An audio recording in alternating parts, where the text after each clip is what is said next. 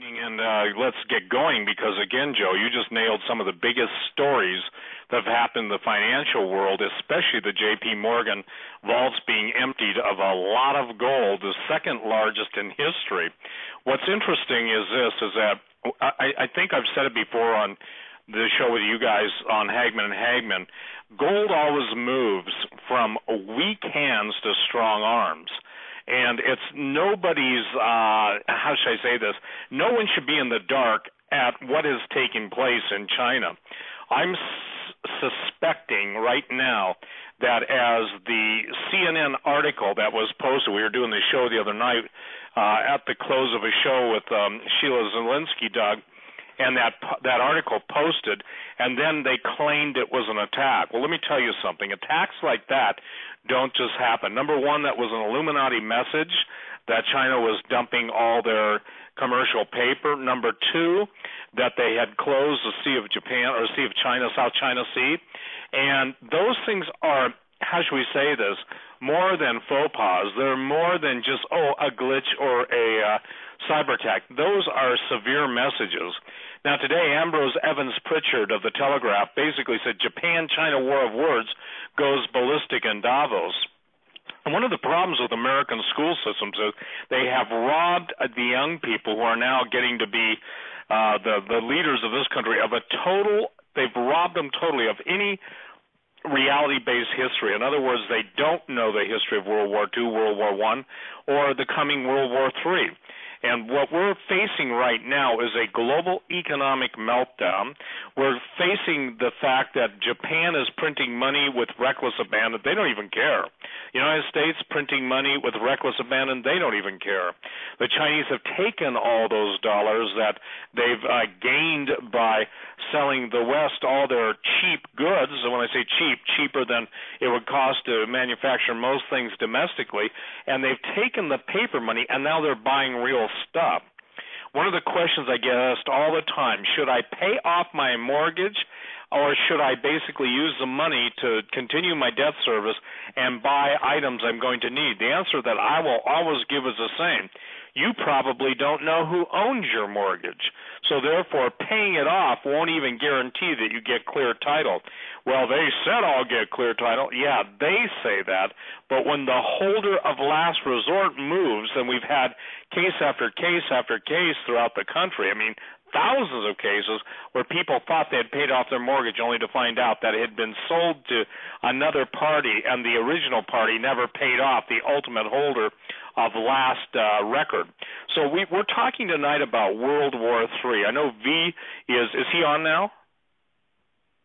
Yes, V is with Doug? us. V is with us. I'm sorry, Joe. Yeah, I think we better get right into the matter of what the topic is tonight because, again, we've just had a very severe alert and warning over the Super Bowl. We're seeing false flags. We're hearing about the poisoning, a, quote, exercise to poison the food in February after the Super Bowl. That's what Doug had warned everybody. He's concerned for that period after the Super Bowl. But I think what V will lay out, and I'll go silent, V, until you want to hand it back, but you need to understand what's at play here. The death of the dollar, the petrodollar, when America's dollar dies, so does our place in the world. So we're going to fight like mad. We're going to stir up as much revolution in the Ukraine as we can. We're going to stir the stuff. And one guy, Doug, and I'll put this politely, sent me an email, publisher, saying, the stuff has hit the fan. He said it's time to duck and dig in. And you'd know the publisher, but I'm not at liberty to tell him. Very well known. So the point is that we're on the verge of World War III, the economic collapse, and even in normal times when gold would sell off, when the stock market would sell off 300 points, we should have seen gold go down. It didn't, and that's what put a kibosh or put a break to the idea of selling gold short. There's a huge gold short out there, meaning people are betting it's going to go down. My guess is China and India are calling the United States and the manipulators bluff, and I think it's only going to get worse. So I'm going to turn it over to V, and V, lay this out so people can understand that if ever you and I have been on a show at any time and period, tonight is most perilous that we've ever done a show together in light of the breaking news. Go ahead. Amen. Absolutely. This is probably going to be the most important show that we have ever did, and I don't take that lightly. You know, over the past, I believe in June of 2012, I remember writing an article and giving it over to Steve, and I think that was one of our first communiques. And I put it out there saying that the euro was an unofficially collapsed currency, and you see the over almost 2 years later how that's being played out because the currency is dead. Folks, the dollar is unofficially, it's dead. It's worthless, okay? And what we're seeing right now is so critical. It's so important because the things that are transpiring is the absolute full onslaught and bombardment by the Anglo-American banking system in order to maintain the petrodollar supremacy. Now today, I had a very, very important contact, a very important source that I was communicating with. The gentleman is my mentor, the man who has taken me under his wings, showing me the ropes. And when I say highest level source, folks, I'm talking about a gentleman who goes to the Senate and tells these guys what to do. That's how powerful and influential this gentleman is. He's well in age now. I mean, when this guy was in his prime, he retired at 33 or 34 years of age. Top player. And in no uncertain terms, because I was seeing so many things occur over the course of the last year or so of 2013, following the events, and then up, especially past the fall, past the whole Syria debacle on September 23rd, where the U.S. went packing. And I said to him, I see a lot of this pattern here, and is what I'm seeing correct? And he looked at me, and he said in no uncertain terms, very seriously, very sternly, he said, we're going to go to war. And I said, okay, what do you mean by that? I know we're going to go to war, but how bad? What are we going after? And folks, what they're doing right now, because of what the Chinese, the Indians, the Russians, many countries in the East have done in grabbing hard assets, in getting away from the paper market, getting away from the manipulation of the West. What they've done is really expose the banksters' weakness. And what the gentleman told me, he said, V, we're not going to let this go. He said, do you think for 1 second we're going to let the Chinese and the Russians have their way with us? Do you think for 1 second the country that we've built up, and he was referring to China, that we've built up, we're going to allow that dog to bite our hand? No, it's full-on war, V, and we're going to see exactly how this as this thing plays out. And I was absolutely floored. And what we've discussed and what he showed me is what I've known, what I've been following for the last year or so. Folks, the encirclement that's been going on in Russia, you've seen over the past decade the various color revolutions from Georgia, Serbia, Lithuania, and now the latest one in the Ukraine. All these CIA-backed and non-governmental organization revolutions that are overthrowing governments, overthrowing anything that is not pro-Western, that is not pro-American, pro-Anglo-American, pro-Euro, is being overthrown. It is also the reason why, if you remember in 2010, Poland's president and 96 members of his cabinet and top military officials were blown out of the sky. What's his crime? He was cozying up to the Russians. This is the issue, folks. You see the encirclement, and I'm going to talk about it later in the show, of what's happening with China. Why is China all of a sudden getting so very bellicose? Oftentimes you hear on the news, China says, prepare for war. And you're wondering, well, what the heck did we do to make China think that? I'm going to describe to you in detail what we're doing. And this is going to be interesting because the power play that the East was doing, especially Brazil, Russia, India, and China, and South Africa, was to create the BRICS Bank. And the BRICS Bank only exists on paper. It hasn't been come to fruition yet. And the threat of a gold-backed trade note That is a threat to the SDR and what the West wants to play. And we're going to see how there's going to be a total clash that's going to bring about a much larger war. And it doesn't look good. Steve, you want to add? Well, I think that it's obvious that all war is nothing more than an economic policy of haves wanting to maintain what they have or coveting what their neighbor has, whether it's energy, minerals, whatever. Now, it's important, too, I think, that people understand tonight, Doug and Joe, that I used to make this statement, I think I can even maybe attenuate a little bit. You watch the war of words heating up, and when you start to see the emotions basically get to a certain point, in other words, building to a crescendo, you know that there's going to be a test of somebody's will. We've obviously seen the overflights of the Chinese challenging the Japanese, the U.S. being in effect challenged. But we've got more going on here behind the scenes that most people don't understand. And that's simply this, that the elite, and I want to drive this point home, and the Illuminati, they want global war. In other words, the power brokers aren't looking at preventing it. The power brokers are initiating it. And V, is it correct to say that's what your high-ranking friend, your mentor, was telling you? If you think, when he said if you think, that sounds to me like a statement, we're not going to let him get away with it. Is that a correct statement? Absolutely. You know, he said in a very demeaning, racial kind of way. He said, do you think those bleepity bleep, and then use a skin color of yellow, we're going to let them get away with it?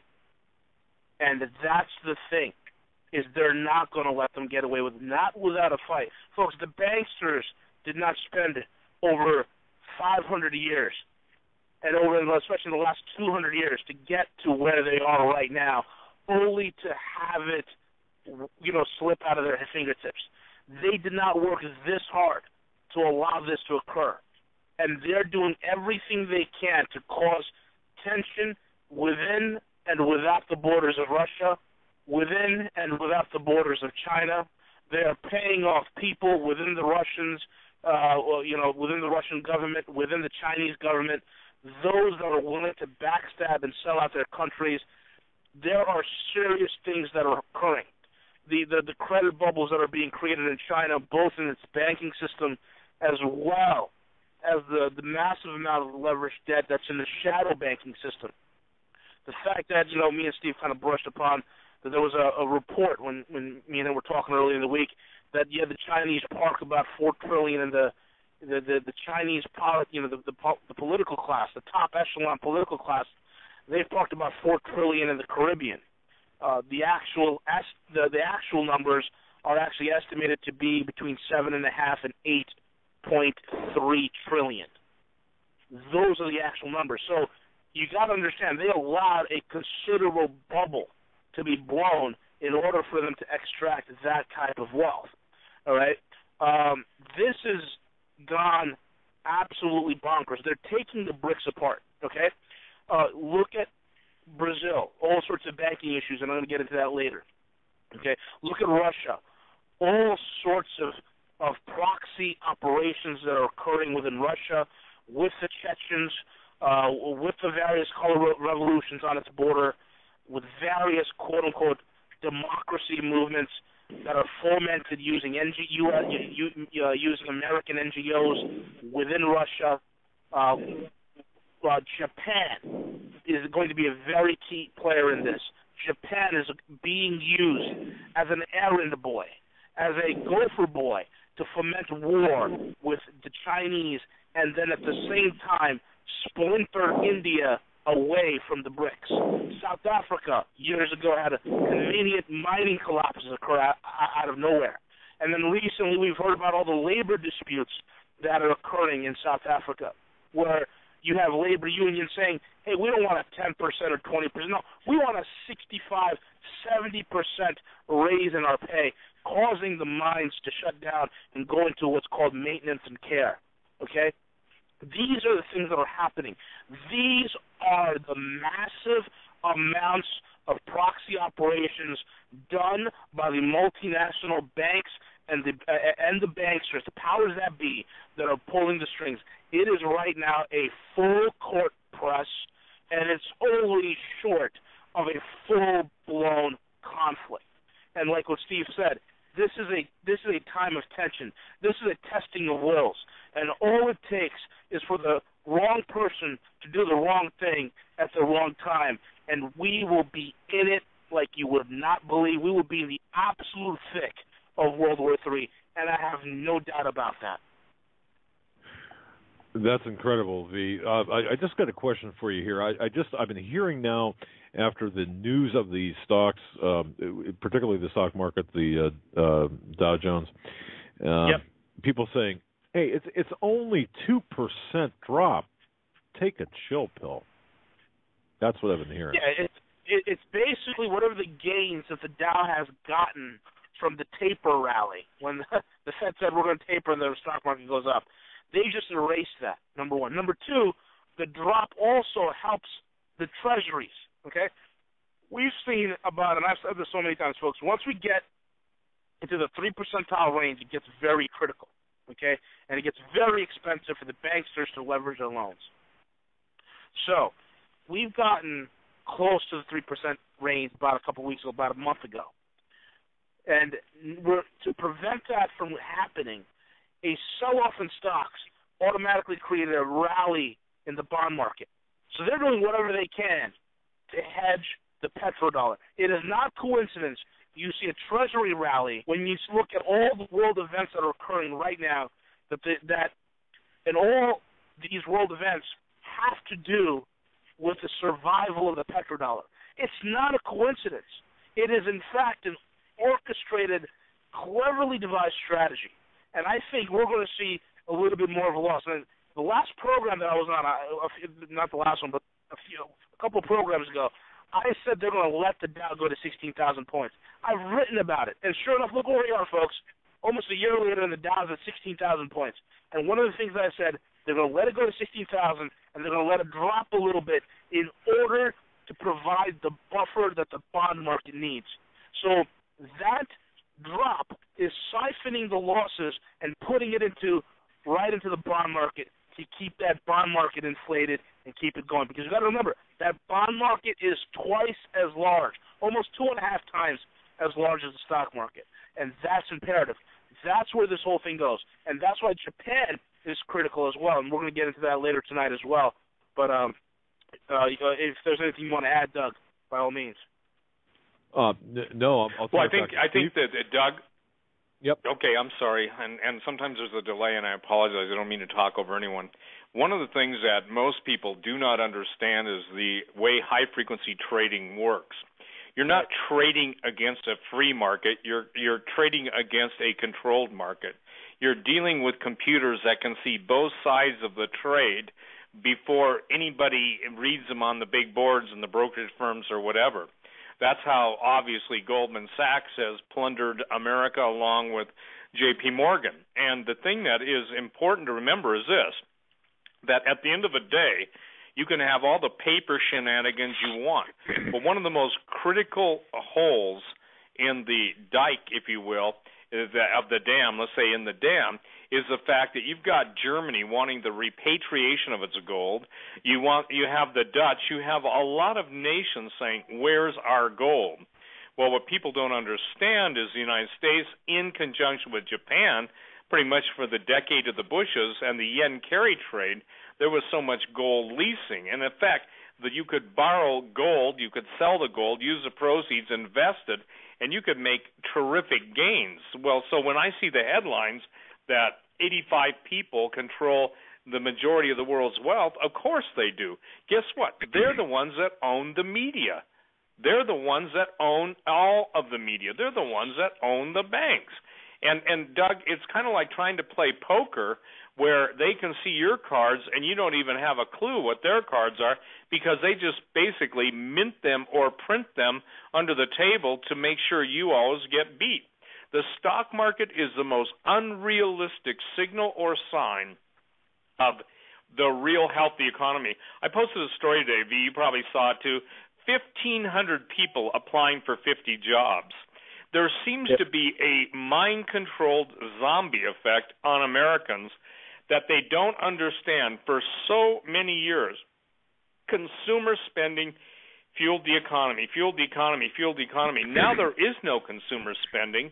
The middle class is wiped out, and it's wiped out. It's not in the process of being wiped out. It's done. It's over. It's finished. And so when people are saying, how can anybody get ahead, the idea is this.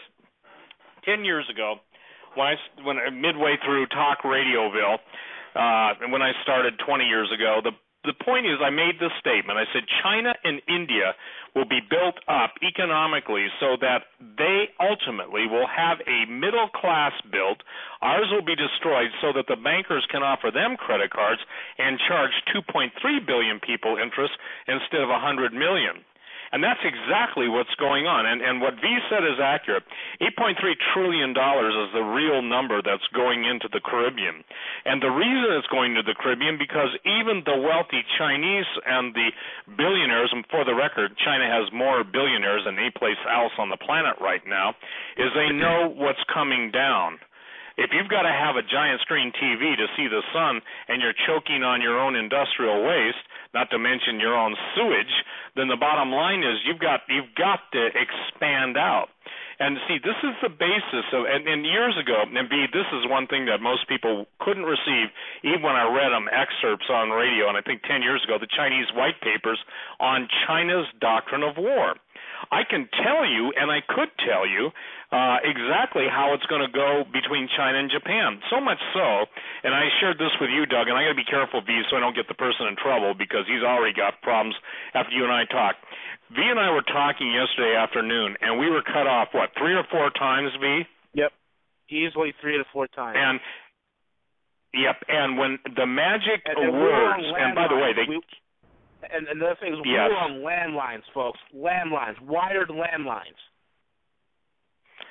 And the thing that got us cut off and actually got my line totally disconnected, okay, now that hasn't happened in a while, is the fact that we were talking, Doug and Joe, we were talking about a certain individual that had been in contact with some of the high-ranking Chinese in the United States getting instruction in aircraft, and he flat out said, he asked them about the islands, and they said, we will take the islands, obviously the disputed islands, the Senkaku, and then the one of them got indignant and said, and we will crush the Japanese. He said something about missiles against Tokyo. Well, if everybody thinks back, it was only a week to 10 days ago, and the Chinese were openly stating that they had 1,000 missiles pointed at Tokyo. Now, ladies and gentlemen, you've got to understand the tension historically between China and Japan. 35 million Chinese were murdered and butchered. And they were murdered and butchered, and it was beyond the rape of Nanking. It was basically genocide. Dr. Ishii, who was the head of the biological and chemical warfare for Japan and Unit 731, Dr. Ishii, you know the word ish? Well, it just had an eye to it, was probably one of the most brutal war criminals in history, making Dr. Mengele look like a kindergarten cop, okay? And that's no kidding. And so the situation is, after the war, we took all the Japanese biological, chemical warfare specialists, and we gave them cover, gave new identities, etc. I'm not rehashing that. But to the Chinese, there is no greater contempt than the Japanese. The Chinese absolutely have spent the last 20 years building for the inevitable. They plan to take the South Pacific. They plan to take Australia. They plan to take New Zealand. They plan to take the Philippines, and Japan will be no more, and Taiwan will also be taken. Now, in order to facilitate that, some things have to happen. And as V and I were talking about this on the phone yesterday, I'm getting back to that, 4 times within 10 minutes, and the whole subject that got us cut off was the coming war between China and Japan. And it wasn't, and look, you guys, this is in real time. This is not make-believe because, oh, gee, we had a storm. We had bright blue skies in Bozeman, so there was no issues there. And it was especially cut off when we started mentioning the place they were training, which I won't do that because I don't need to give somebody any more trouble than they already got. But the point is when you've got brave men and women who are risking your life to tell you the truth, don't you think maybe you got bigger issues than watching the Super Bowl? And I want to go on record, V. I'm not a football fan. Doug, you know, and Joe, if you don't know, I have never watched a football game all the way through.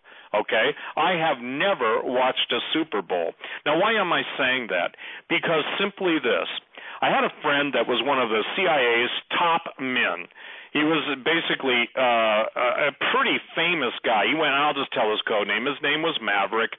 They even got a statue to him, I think, in Budapest.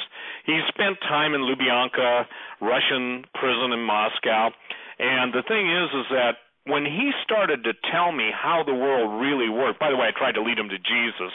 To my knowledge, he died and went to hell. But all I can say is I tried, and I pled with him to repent. And when you get to a certain group of individuals, they just don't have a conscience anymore. But what that man did do is give me an understanding of how things were really working during the Cold War.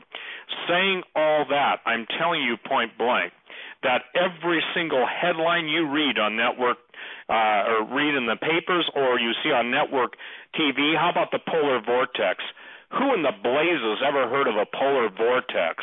Well, there was a reason for using that word, because a vortex, and if we have a certain friend, Doug, listening in on, the upper part of the continent, and we deal with torsion physics, you're dealing with a whole realm of physics that most people don't know exists. Oh, they can explain torsion effects. They can explain the Coriolis effect. They can explain the whirlpool galaxy and all this stuff. So how does this all play into what B and I are talking about? Very simply this. The powers that be want a total destruction of the old system. In their mind, in their methodology, in their madness, and in their demonically inspired blueprint, they must destroy the West. They must destroy what we've called modern civilization, and they must destroy, in their minds, 5.5 billion people's lives. It is still amazing to me, V, that what we're doing is trying to teach people that even that which they think is money, unless it's in physical assets or unless it's in something that's barterable, they don't have anything but basically a vapor. And this is why it's important for me. By the way, my Super Bowl advice, you want to be where everyone else isn't. I coined that term, Doug, 20-some years ago. The last place you want to be is in there, and maybe later on the show we can get to V is aware of it, you're aware of it, but let's see, who is it? I'm sorry, in the news. What those guys? I can't think of their name right now. They wrote thank you. Before It's News, they wrote an article based on a letter that was given to them by an insider talking about how they're going to carry out a pre-planned, in-the-making, multi-year terrorist attack and who they're going to blame it on. And so when I sent that to V, he sent me back an email, V, and I'm going to ask you to address this, because based on your high-ranking mentor who taught you what you know, and ladies and gentlemen, again, it's not, and V is a bright guy. I mean, I'm not flattering him, he is. But he can only know the insider's information because he's not in that league unless he's, number one, allowed into it or told what's going on. Same thing with me. It's not what I know. It's who I've known in the past. And once they teach you what to look for, then you can begin to see it. And God bless, Doug, your radio show, because since V and I have been on there, we've been talking to people, and every day I'll get an email saying, now I see what you were talking about. Now I see what V is talking about. That means to me it's working. But V, go ahead. When I sent you that Before It's News article on the Super Bowl and the planned attack from a letter, what was your first thought? My first thought is, number one, I was very concerned about it. Number two, that this could be the actual false flag event, because if they failed at their false flag in Syria, here it comes over here. And that was my biggest concern, because they need some sort of an act. And one of the things that basically my guru has showed me, my mentor, is that These men at the very top will do anything and everything to retain power. That's what this whole thing is about. Well, and again, the power that they want to maintain, and this is something, power equals control. It's total control that they want to exercise over the people. You know, it's just like this. It's trying to teach people what's coming down the pike, and when it comes, their predetermined bias and their pet, if you will, bias will keep them from seeing the steamroller that's going ahead at 100 miles an hour. Doug, in the article that you just wrote, and I think this is a good time to bring it in concerning terrorism, because terrorism is going to, whatever the false flag is going to initiate a set of financial backlashes, plural, that is going to basically, how should I say this, facilitate the desire for more control. Remember this, when they initiate a false flag, the ultimate goal is additional control. Share with the people what you know. Well, Steve and V, here's what I was posed a question, or somebody posed me a question here this past week about the potential for a false flag at the Olympics, and of course, people have to understand Sochi is a waypoint, a hinge point in the longer range strategic plan of Russia. What it comes out down to is this: Putin. Bandar Bush, Bandar bin Sultan visited Putin twice, once in August, once in December of 2013, saying essentially, look, you guys are going to have the Olympics in Sochi. Here's the deal: we can certainly stop or do our best to stop the terrorist attacks that are being threatened up there, but we'll do so only if you stop backing Assad in Syria. Give ISIS, and the name, folks, once again, don't lose track of the that name is not coincidental, the acronym ISIS for the terrorist group in Al Anbar province. What the Saudis want, and in this case, the Saudis are actually in bed with the United States and, believe it or not, Israel, if you can imagine that geopolitical series of bedfellows. The Saudis, the Israelis, the West in general, under NATO control, want Assad out of the picture. Russia, of course, has strategic and military and economic series very important in a strategic sense for Russia. Warm water military port in Tartus. Well, as we see the run up to the Olympics, you see the talk about the Black Widows, folks. It's very difficult to penetrate the ring of security and in and out of Sochi practically on a good day. So, for crying out loud, you would think that the infiltration of any type of Black Widows or external threat from Muslim terrorists into Sochi would be readily caught. Well, at this point, how this whole thing is stacked up is Putin has been given a very good pass, if you will. Putin has got the best of both worlds. If something happens at the Olympics, he can look to the West, look to the Saudis, look to the United States, and say, you know what, Obama, you know what, the West, NATO, and all that, you folks are weak, you're indecisive, and you're slow to act against terrorist organizations. We'll take care of it. And of course, that gives them a free pass to lash out. And we have to remember, Putin's all about stage presence, calculating.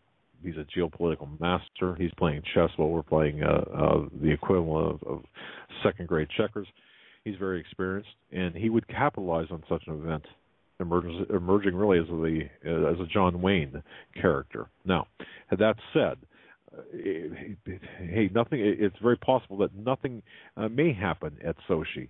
But Sochi, nonetheless, marks a hinge point. We need to take a look at what's going on after Sochi, when Putin now is unrestrained in he's looking several moves in advance on the global chessboard. So while the next move might be in Sochi, Putin is actually playing through Sochi and looking at the next move. And the motive is, what's at stake here? And Steve, we and I have talked about this, and V, of course, it's who gets to own the next 500 or 50 to 100 years in terms of economics, in terms of the economy, energy, and such. So military strategy, and all this. It's all up for grabs on the board. I really kind of encapsulated that. That's probably a half-hour discussion, whittled down to about 2 minutes, but that's really what's going on. So we could possibly see false flags in Sochi, or a real thing in Sochi by Putin looking the other way, sticking it to the West in that fashion, coming out looking like a hero, and in fact having us holding the bag for all of this. Does that make sense? Absolutely. Go ahead, V. No, Doug is absolutely right. There's a lot of things that I want people to understand that are hinging. There's a lot of hinge points. Putin's his position, if I were to be a betting man and I were to say to myself, what's Vladimir thinking right now? Well, there is a full onslaught against the BRICS by the Western banking cartels. Okay, and that onslaught, folks, hinges on a few things. Number one, we have the Chinese and the Japanese situation. Putin is aware of that, and of course he's going to back China, and he's going to make sure that the Chinese will make very short work of the Japanese.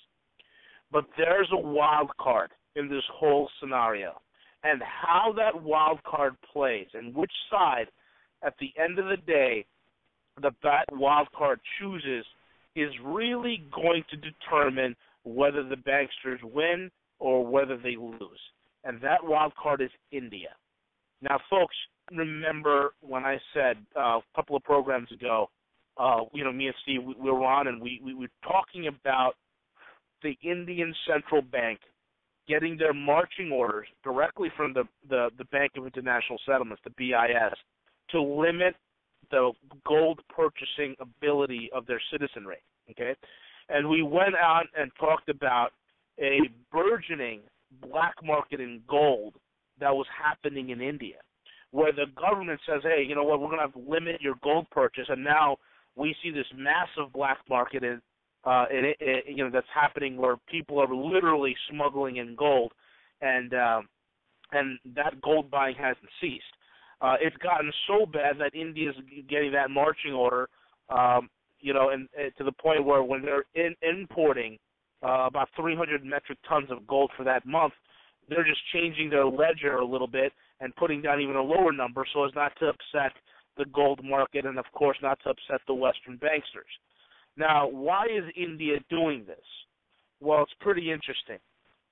If you remember in 2007, George W. Bush went over to India and he basically ended the sanctions. Now, I don't know if some of you knew this, but there were sanctions that were against India that lasted about 40 years, okay? Because in 1974, I believe, May the 16th, India detonated its first atomic bomb. Since then, they've been under sanctions because they violated the UN Non-Proliferation Treaty, okay? So Bush came into 2007 and forgave them of that and got rid of all the sanctions. Oh, happy day.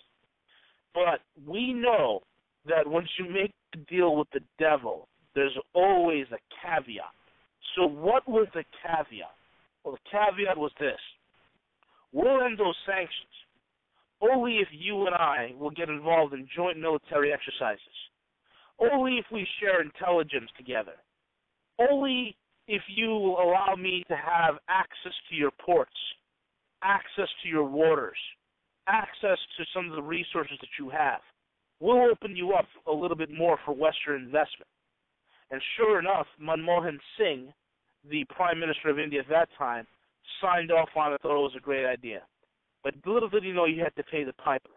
And what happened? Immediately the U.S. started doing joint military exercises that all of a sudden the Chinese, now folks, I don't know if you guys realize this, but India and China fought a war in 1963, okay? And that war was a pretty bad defeat for India. So India's always had, even though India's biggest trading partner is China, and even though they're together in the whole BRICS involvement, India is always a little leery of China. India's number one enemy in the region is not Pakistan, because India could wipe out Pakistan in a day. Not a problem. India's biggest enemy, its biggest rival, happens to be its own partner. So you want to talk about sleeping with the enemy. India is doing it. Okay? Their rival is the Chinese. China, okay, happens to be, guess what? Funneling arms to the Pakistanis. China is also funding arms to Pakistani militants who happen to be battling the Indians in the disputed Kashmiri territory. India knows this. Now here comes the U.S., and they know this too.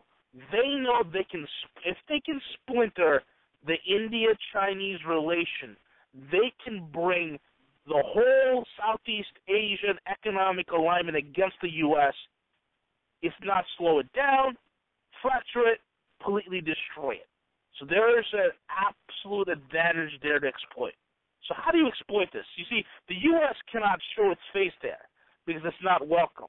Obama, last time I was on here, we mentioned that Obama went over to the ASEAN countries during their economic forum, and they said to go take a hike. And Obama the next day came back from his Asia trip, and everybody was wondering, hey, why did you come back so early?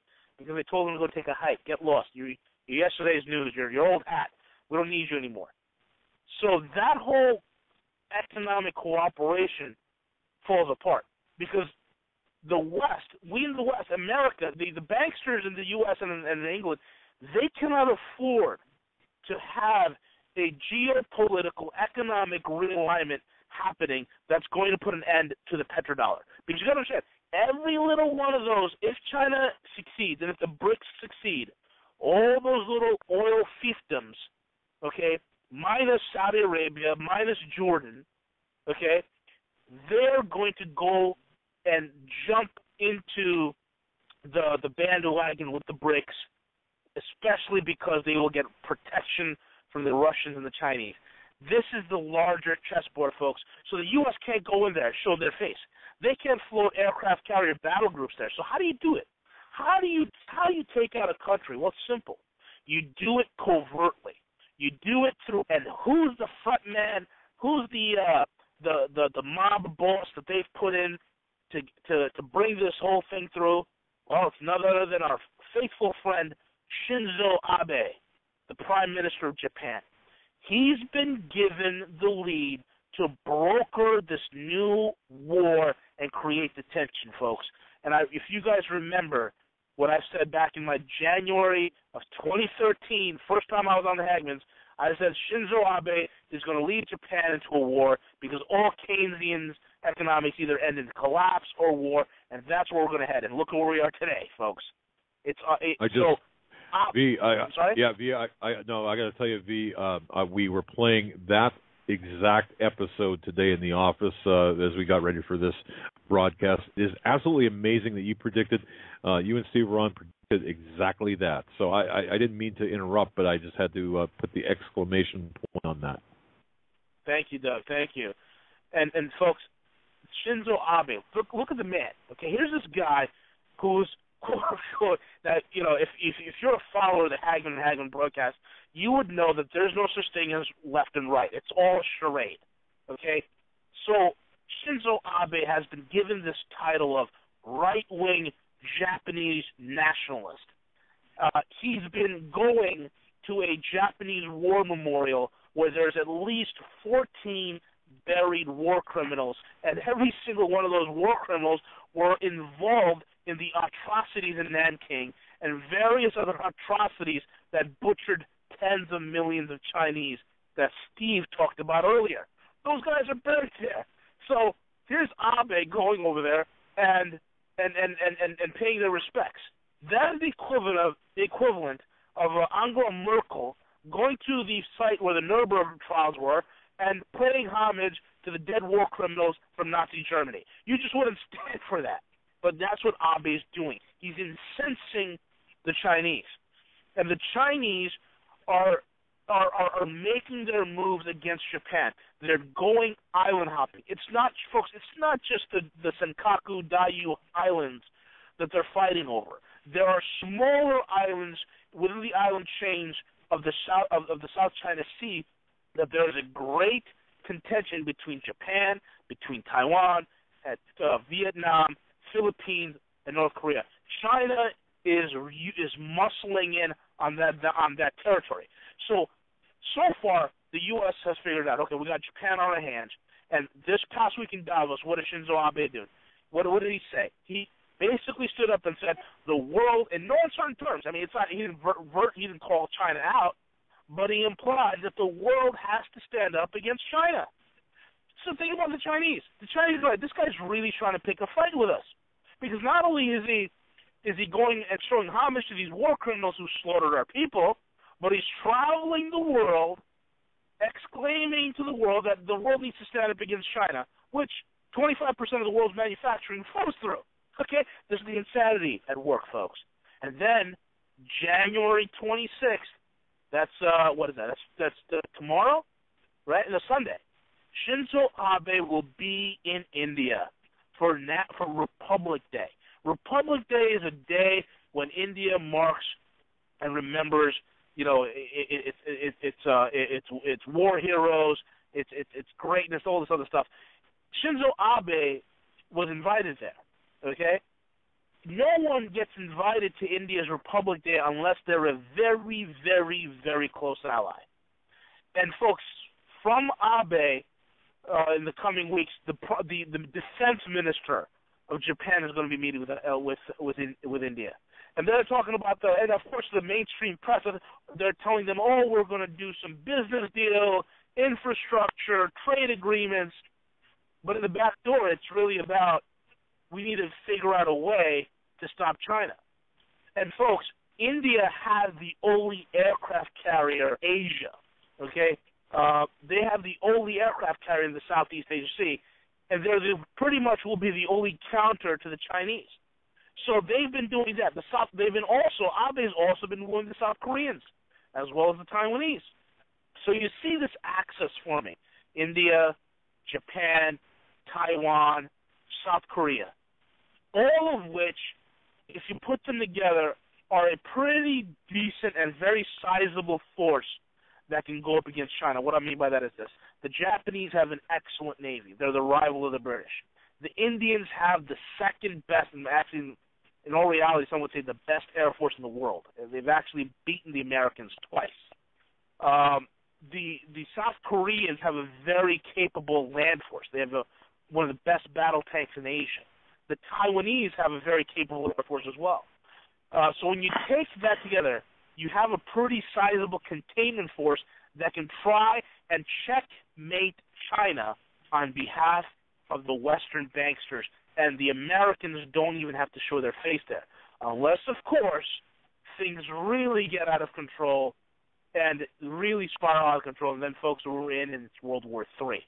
But these are the maneuverings that have been taking place. It's not by accident. And Japan's doing this because it's desperate. Its annual borrowing in order to sustain its economy is 50 trillion yen per year. They've blown that level. They've hit that limit already. So what are they going to do? They're going to print more, and there's going to be more manipulation, done into its bond market to keep its bond yields as low as possible. Now, what's also happening in the space of all this, you have immensely rising energy prices for the importation of energy. Why? Because the yen is floundering, folks. It's being printed to oblivion, and it's losing value. And you have rising food prices. So these are things that are pushing Japan to become an absolute kamikaze in the region. And what could have been settled with niceties and trade agreements and mutually economically beneficial agreements set up between China and Japan, this has been turned into a proxy war, and I fear this could be the tipping point. And, we talked about the bond yields here and the market crashing over here, where the market went down 500 points in the last 2 days, a 2% correction. More is to come, but you still have to watch the Japanese bond market. If any of you gentlemen want to add anything. Go ahead, Doug, and then I'll speak after you or Joe. Well, I just want to put a bookmark in here because we did see something, and I know this is out of context, but perhaps you gentlemen can speak on this because we've been getting so much email on this about the CNN message, China dumping all U.S. bonds. Where did that originate? What that's all about? But just to bookmark that at some for addressing at some future point. But no, I think we're looking at a situation, V. I think that you called it back on when you were first when you debuted on our program. You called it. It's coming to fruition at this point here. And will we have an answer? I guess will we know better after this weekend, or will it take a little more time beyond the end of the weekend and perhaps into Tuesday before we really understand where this is all headed with Japan? Well, I think, hey, Doug, I'd like to address Yes, that because, again, when I was on the Sheila Zielinski show and with Pastor Langford last night, and when that came up instantly, this was Japan. Forgive me. This was the Chinese firing a shot across the bow, and I'm going to have V explain to you what this means because I don't think people get it. This wasn't a glitch. It wasn't a hack attack. It was a hack attack if it was truly hacked. It was a strategically placed threat in the major, communist news network to basically put the United States on notice, okay? Now, what happens, and here's what I want to turn over to V. The disconnect in America is they don't understand the, if you will, the mutual buoying of the Japanese carry trade / yen printing. That they don't understand how important it is for the United States to use Japan as its proxy, both in taking on China, but also in supporting our finances that we basically set up through the Bank of Japan and the whole country of Japan, the yen carry trade. I don't think I have ever heard anybody except you and I talk about the ancillary debt that's out there that was created to the yen carry trade, and then with all the gold leasing and none of the nations having their gold. You see, I don't know if people understand what this means, but basically the rest of the world is going to look at the United States as, skull and bones. You better believe it. The pirates never disappeared. They just all ran for politics in Washington. So I want you to, if you will, explain to people what that means when the Chinese dump everything they possess on the market. They can absorb it due to their tremendous foreign reserves. Can you paint a picture for people? Because I'm telling you, brother, it is almost impossible to get people to understand the interrelationship or the correlation between the Japanese economy, the U.S. economy, and that the Chinese have been buying our debt, and then, if you will, address all the secret deals we've given to the Chinese in order for them to continue to buy our debt. Absolutely. The failure that people don't understand how global systems are set up. We often hear in Wall Street and in the financial sense over here that J.P. Morgan does the Fed's dirty work. Well, that's on a national level within a given economic sector. When you look at an international level, there are certain countries and governments that the U.S. has set up to do its dirty work. Two of those nations, especially in the Asia region, that does the dirty work for the U.S. is actually, number one, Japan, two, South Korea. Okay, they are involved in various money laundering operations. That's both in South Korea, and I verified that through my sources, as well as Japan.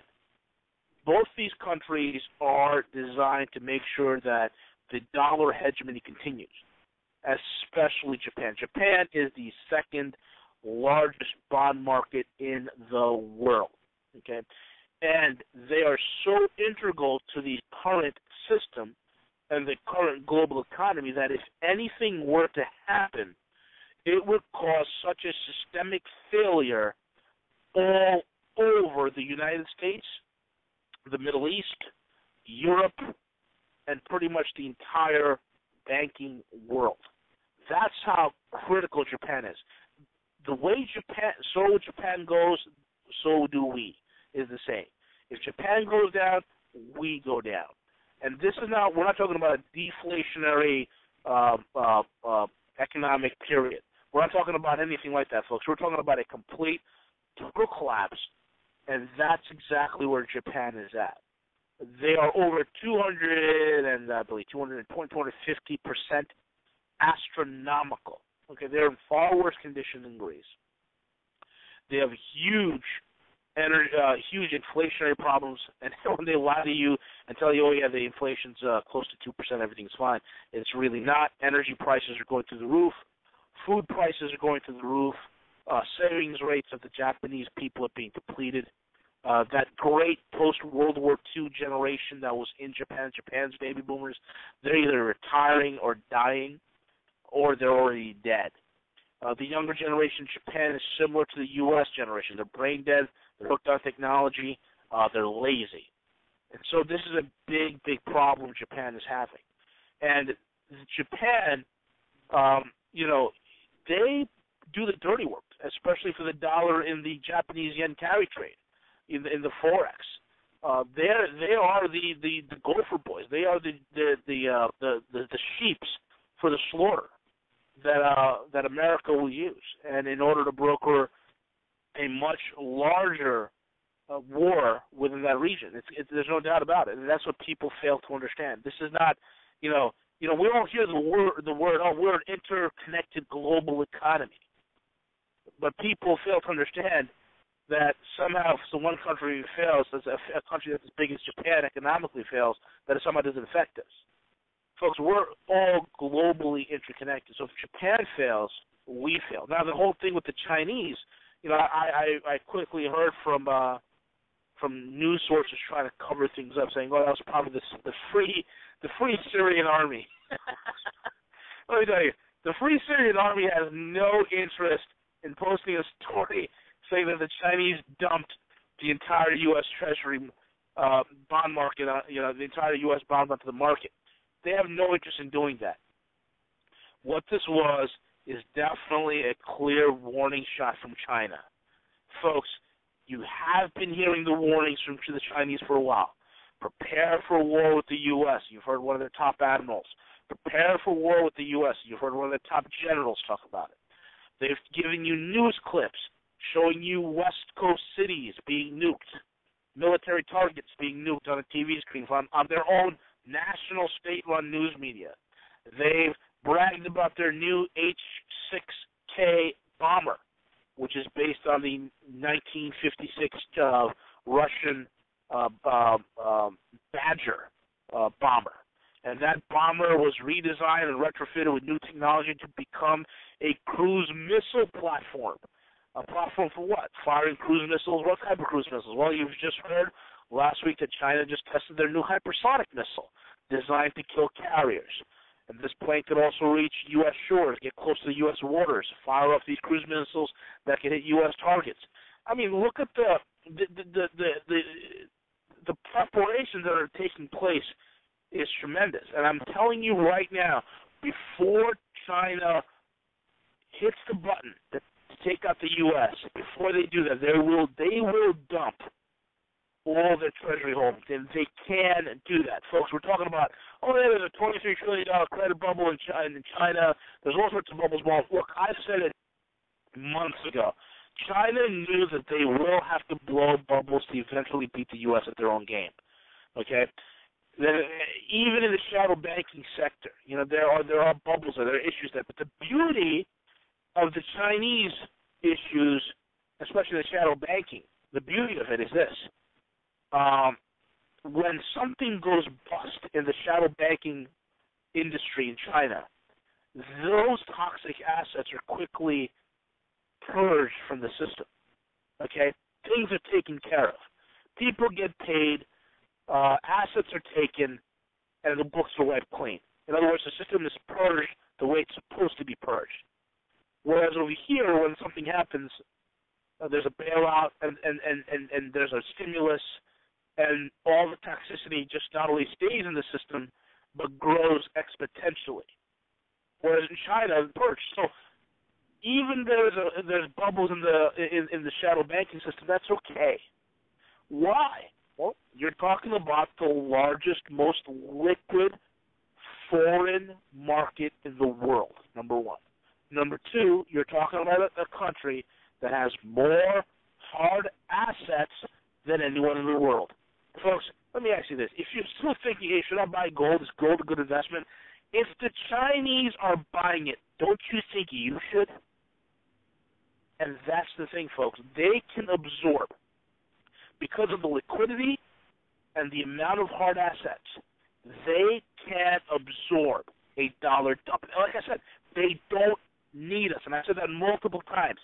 People need to understand that China does not need U.S. anymore to buy their cheap junk.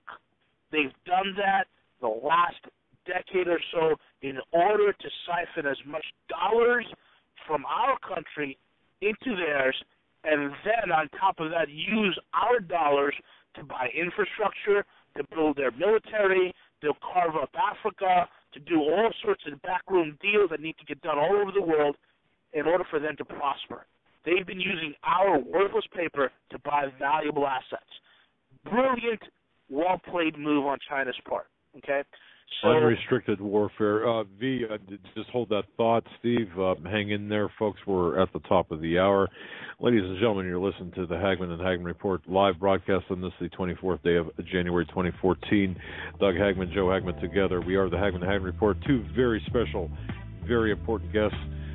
Steve Quayle, stevequayle.com. V, the Guerrilla Economist, roguemoney.net. Two of my favorite people. We'll be right back after this. Perhaps after we get back, V can comment on whether we should keep our money in our 401ks.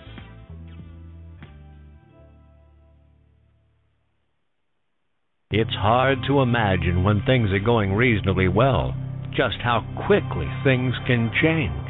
But what would it take? Economic collapse?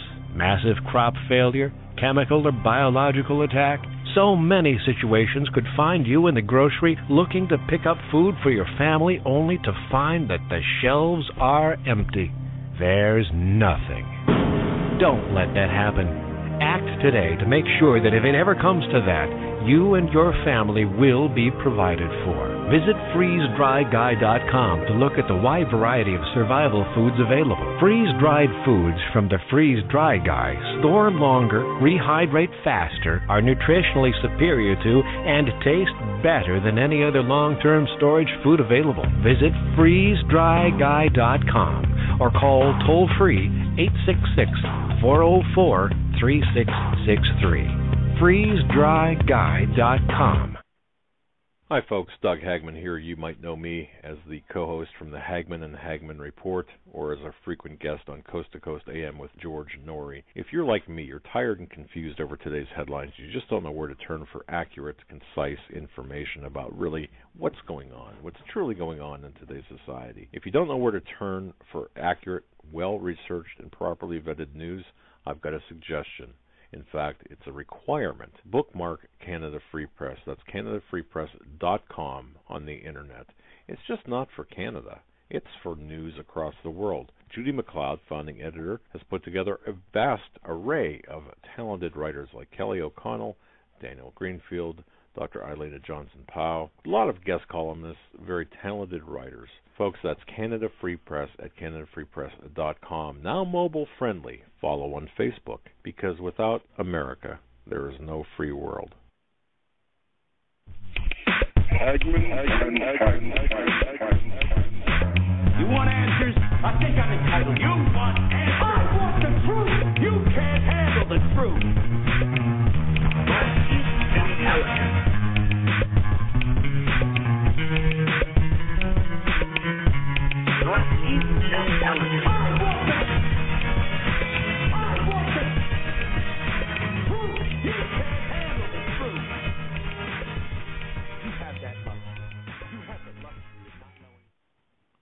Welcome back, ladies and gentlemen, to a very special Friday broadcast of the Hagman and Hagman Report. I'm Doug Hagman with Joe Hagman. Together we are the Hagman and Hagman Report. Gentlemen, before we move on, and we cut the top of the hour break a little short. Before we move on, Steve, a gentleman that you know, a gentleman that you're aware of, just real quick, about 2.5, 3 minutes, wants to interject something very quickly. I think it's extremely important. Thank you for yielding your time. W, go ahead. Hi, guys.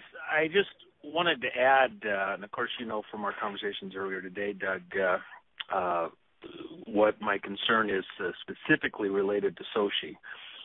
But you hear all of these areas that the gentlemen have raised right now, and if we go back to conversations that we've been having for the last year, one of the issues is while the public is being pulled right and left and up and down with this conflict and another conflict and another conflict, you have to step back and really realize that none of them happen in an isolated manner. What you have is really only just a contest, a tug of war between multiple locations over which one will be the point of initiation of what is going to happen next. It's not that all of these things, one of them is going to happen or another one is going to happen. They're all going to happen. Do you understand that one creates a context, precipitates a moment of opportunity in the hearts and minds of the other players? Because as soon as the Mideast starts to become embroiled in some new conflict, and Russia starts to do what it's going to do related to Syria, the Chinese say, this is our chance. The U.S. is sucked up into that, and now we can strike. India, Britain, France, this is going to be a world conflict. But it starts, most likely, in the context related to Syria and what Putin must do, because he is going to be on the ropes. Those riots occurring across Russia are very serious. The economic situation there is at a precipice. And his one way out, his one moment when he will be justified, in his eyes he can make an image for the whole world that he's justified to do what he has to do, is that moment. All of these things are building up. And all the other players, these sharks are swimming and they're waiting for that moment. And when the blood's in the water, they're all going to go into a frenzy. That's the crisis. And ultimately, it is not just a military conflict. The real game at play here goes back to the banksters.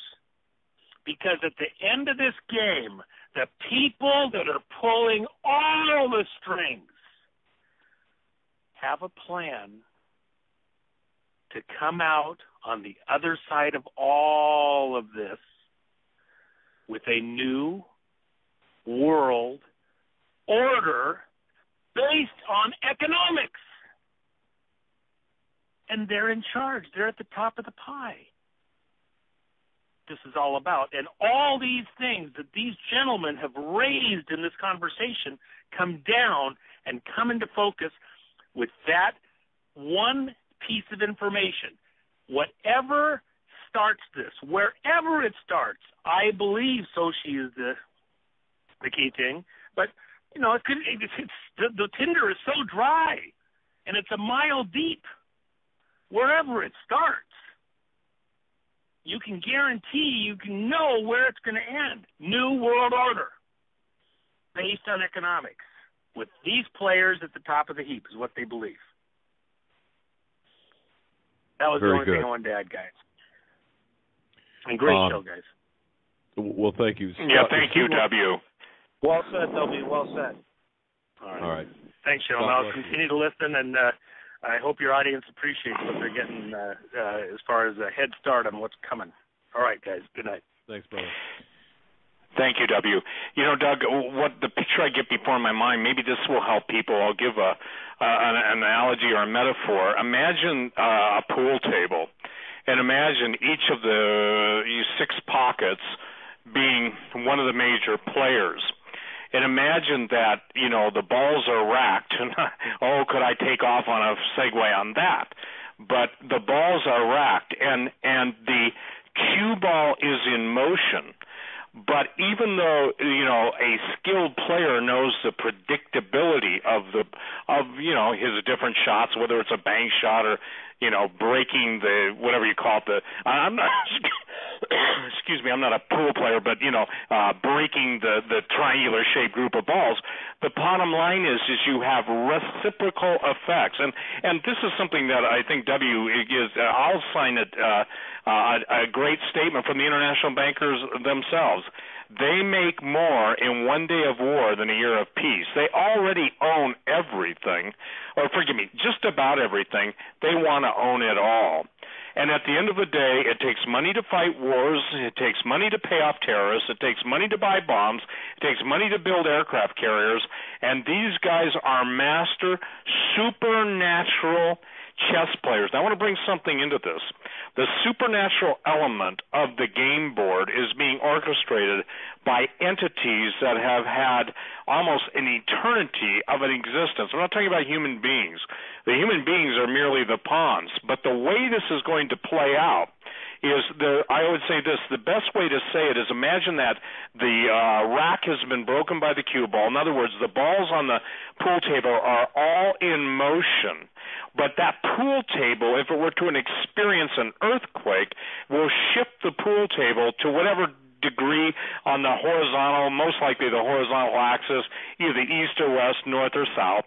But the point is that tilt of the pool table or even a pinball machine will determine ultimately what goes through the gates or what goes into the pockets. Let me say this. In this game of global financial pool, all the pockets are owned by the bankers.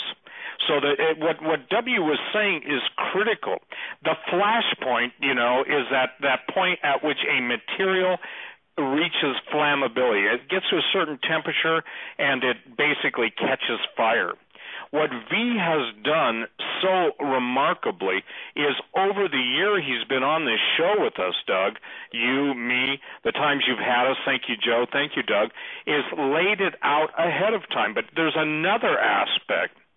When you get the different factions of the bankers, and you get into the words of Jesus, a house divided against itself cannot stand. And the banker's house, whether it's a house of Rothschild, the Rockefellers, or the de Medicis. You know, the de Medicis, when they started the whole, if you will, pawn broker business, they used to hang the pawn balls out on the street. So when people saw the balls, and I think there's a reason for that, they knew that that's where they could go and borrow money or leave their gold to have gold certificates that they're going to travel to get paid in another country. Well, the thing is right now is, again, pun intended, but all the balls are in motion. Vladimir Putin is a master strategic player. When you're dealing with the Chinese, I was looking at the history of China. Most people don't understand this, but there were times in China's own history where the population was taken to 10% under one of the dynasties. In other words, there was 50 to 60 million people, and the emperor slew all but 7 million. So the point that I'm trying to make in all this is when it comes to the global slaughter, the plan is for the plunder of the planet, and people are simply just in the way. When it's critical for here's the issue that's so frustrating to me, and V, you can certainly give we're sitting here telling you about the global players, their motives, their catalyst, how it's playing out. W just called in to tell you that we're at, if you will, it's like watching every forest on the planet, and the wind is blowing, and the temperature is rising, and the thing is that at any point it's going to break out. Well, these guys aren't dumb. They'll initiate it, whether it's obviously the assassination of Archduke Ferdinand, World War I. And I was this is just something I was thinking about today in V2. I was thinking, who would be the most important person to be assassinated at this time? And I don't actually have a thought on who I think it would be at this point, but the issue is that what assassination would bring this on as quickly, and does there even need to be an assassination? V, do you want to answer that? Because look, they need now this spark, and basically they need cover, because they can give all the entertainment, all the madness and the mind control and all the little gadgets they've got, but the point is they're still looking for a spark point. And what would you say that spark will be? And W, if you want to call in and answer that, because again, we're all looking at the ideal conditions, but it appears at this point that the Japanese prime minister is provoking China, and they're using probably one of the most festering points of history to make it happen. V? Back in, I believe, the September or October show, I said that the September 23rd Syria debacle, the false flag that fizzled, that sent the U.S. out of the region, and that basically ensured Vladimir Putin as a serious player on the global scale. I mean, he always has been, but that was his shining moment. That was the moment that kind of cemented it for him. And I said something back then. I said, they're going to try something again. They will be back. And I've always said that the prize has always been Europe's vast and rich energy market. They want to control that, number one. Number two, they want to get the Russians out of the way. Number three, they want to be able to contain China or bring China down a peg or two. And number four, they want to ensure that the BRICS Bank and the BRICS Union gets shattered. And I think there's multiple flashpoints. A flashpoint could be a Japanese maritime aircraft going down due to Chinese missile fire over the Senkakus. It could be a terror event that somehow a Black Widow or whatever, or Tarantula, whatever you want to call them, one of these Chechen, Saudi-backed terrorists get through Sochi and creates a mass casualty there. At the same time, we could have a flashpoint in the Middle East where you can have Israel or something happen in Syria, or Israel strikes Iran, and God knows what happens then. Then you also have flashpoint here where you can have a big enough, horrific false flag that really cements terror into the eyes of the masses, which can cause some sort of a knee-jerk response and give these guys the blank check to go after whoever they want, and again, creating a massive global conflict, because that's where it's headed, because these banksters cannot allow a gold-backed trade note. They can't allow it. They cannot allow the BRICS to be formed. This is for complete, total economic control. They need to institute their digital currency. They need to institute their SDR. That's their special drawing rights, which is their basket of currency. They have to institute that. There are multiple flashpoints. Can an assassination happen? Absolutely. And we all kind of, people who listen to this radio broadcast, we kind of know, who would be a prime candidate for something like that. And this is a very serious thing. So, when W was talking, I was just sitting back and listening, and I was, you just can't help but look at this whole big picture and see it is a multi-dimensional chess game. And I'm talking about it's like three-dimensional chess. We heard that term kicked around a few times.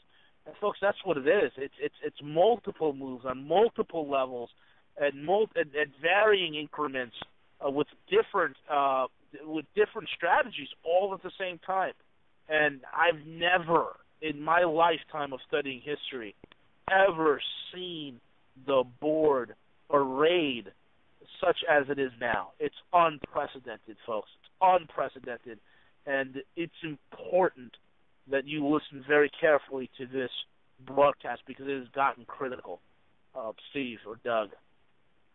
Yeah, V, I got to tell you, this is exactly what I had a long conversation with the intelligence source W. You heard today. This is exactly what we were talking about. What he was saying.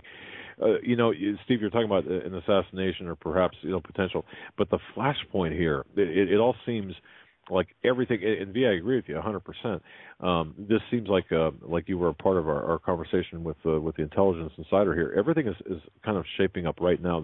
All the chess pieces are in line. And look, I don't know if we need an assassination or an attempt. Using it metaphorically, perhaps that could very well be the hinge point at Sochi and beyond, because right now the hotspots are not only, well, of course, the Middle East, but you've got India or Japan and China. You've got some concern there with India. You've got some, of course, all the mischief with North Korea. So we've got multiple levels here. At any point, any one of these matchsticks could break or be struck and cause a wildfire across the globe.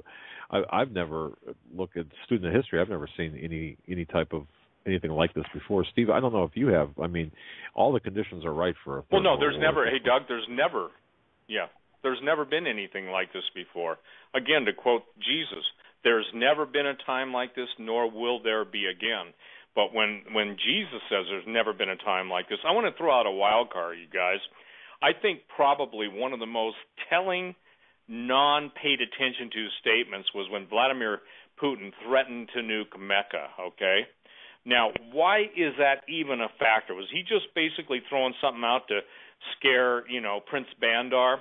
No, because there's more issues at play here. When you take any of the provinces of the former Soviet Union, Tajikistan, Uzbekistan, Kyrgyzstan, Enistan, and as Richard Mayberry used to call that whole area, Chaostan, he's got a problem at some point with radical Islam.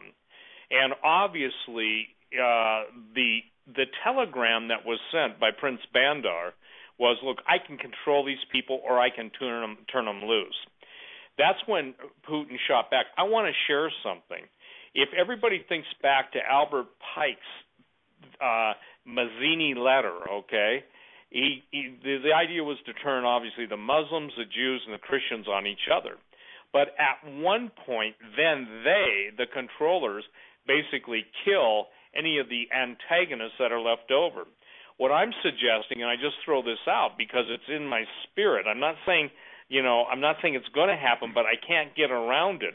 What Putin did was basically, I think, probably a genius-level move, because basically, if Mecca is gone in a nuclear explosion and, the rock that, according to the Black Rock, that the Kaaba, when it's gone, then Islam falls flat, or at least that part of Islam, according to the Quran, that will never happen.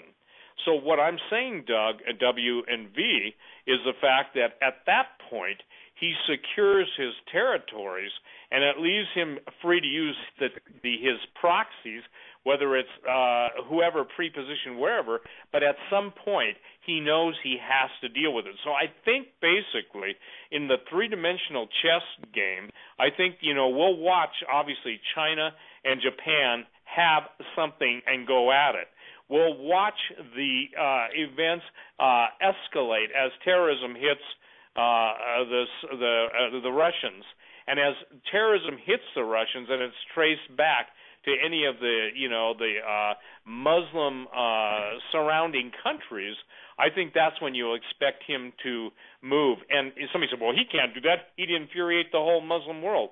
Not only would he not only infuriate it, but he would deal with it, where they would have to basically, those who hold to that interpretation of the Quran. So what I'm saying is this, I think it was R.E. McMaster that said basically all religious wars and all political wars are about plunder. And when you're talking about plunder, you're talking about they want your stuff. When you're talking about the Soviet Union, you can't get away from Gazprom, largest natural gas producer in the world. The mineral wealth of Norilsk, the platinum, palladium, diamonds, and most people don't know this, it's not De Beers that controls the diamond industry, it's Russia. when you talk about those who will operate in their own best self-interest, what you see here is this. I think you're seeing a play within a play within a play. Who's the second largest purchaser of gold? Obviously, it's Russia. So the point is that Russia's not stupid. And V, I didn't have a chance to talk to you after yesterday, but when I was talking to the second largest gold distributor in the world today, a guy I've known for senior president, known for 25, 30 years, maybe as long as I've been in the business, I got a feel for how much physical metal is available through them at any time. And let me just share this. Without new sources coming in, probably $10 to $15 million. That was the platinum, the gold, and the silver. And let's say there's two companies like that. So let's say 30 to 40 million. That's peanuts when you're talking about people who are buying it by the ton. Fast forward to the Germans' request for the repatriation of their gold and the statement they've only gotten, 5 tons back. And then there was a story, I believe it was false, that claimed they had 37 tons. What people don't understand is the United States has no gold. The Federal Reserve, which was holding gold for all of the depositor nations, it's all gone because the two ruling families own it all. And I'm sorry, but it's he who owns the gold makes the rules. And not only that, we're now seeing the end of the reasonable food in America, and I want to deal with that, Doug, because people are emailing me. If, like the person who's the largest buyer for produce in the San Joaquin Valley for one of the biggest supermarket chains in the United States, says that oranges are going to $3 to $5 a piece, that hamburger is going to $5 a pound, and milk $10 a gallon, with the compression in the purchasing power that has taken place through the death of the middle class, people are going to starve. And when you take into account all the FEMA camps and everything else, and all of the railroad trains and all that's in play and in motion, you can see what's getting ready to happen. The greatest migration in history, I'm going to say this again, is going to be over fresh water and resources. People have to have fresh water to live, and they have to have food to live, and so to be able to exist. So what I'm saying is this. It all comes down to somebody says, well, I don't know about all this geopolitical stuff. Doesn't really affect me. Yes, it does. It affects you because it will determine whether you live or die. So, my take on it is that Vladimir Putin, who I think is probably the most brilliant military strategic thinker of our day right now, maybe only one Chinese general would I put up there equal to him. And if you look at what's happened to the United States military, it's not only been emasculated, it's been destroyed, and the nuclear forces have been basically decimated. And people don't understand that it goes back to a campaign promise. What America needs is a new military, and that should have been everybody in the Pentagon's clue, to basically understand what that means. You guys are going to go the way of the whole earth, and just as we've seen the veterans, it's all orchestrated to bring about a global conflagration. And what's disconcerting to me and very concerning to me is the fact that the average person outside of those who are listening to us worldwide and who are starting to get it tonight do not understand the lateness of the hour. For the past 20 years, prepare. But there comes a time when the time for preparation is over. And then it's initiate all that you have. Like I put on my website tonight, when I get told by a publisher the stuff has hit the fan, it's time to duck and dig in, and he's in a position of privileged information, they're not grandstanding now. V will tell you this. Even the rich guys that he knows and the powerful people he knows, these guys are all at it. They're all at it. They are in motion out of the country. They're in motion into their secret lairs or underground. They're all in motion now. And the stocks that are being sold is sold. So I'm going to turn it over to V. Go ahead, V.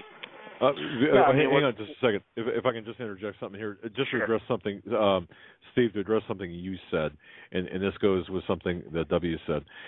Just want to make it clear, and I think you'd agree with me on this. Putin, everywhere he looks, where he sees Saudi faces, Saudi headdresses, he's not fooled. He knows who is behind the mask. Every mask, he knows who the hidden hand is. We are that hidden hand. The West is that hidden hand. The fact is, the key thing is Putin is not fooled, and we should not be foolish ourselves. When Putin, not if, but when Putin does strike back, and he will, for example, the way he did in Benghazi, it's going to be upon us and our interests just as much as our attacks on Putin. The attacks by proxy were against Russia. So we're going to feel a hurt here at home, even if we're not hit directly at home. I just wanted to make that clear to address something, Steve, you said earlier on. I just wanted to throw that in there. Go ahead, V, and I'll turn it over to you. Just to highlight also what just Doug said, Putin absolutely knows it's the U.S. In fact, that's why he kicked U.S. aid out of Russia completely. And if people don't know who USAID is, USAID, they're a non-governmental organization. Basically, they're a CIA front group. And they're the ones that go into these countries and foment color revolutions, all sorts of divisive tactics that they use in order to quell the population against the government in the hopes of overthrowing the government.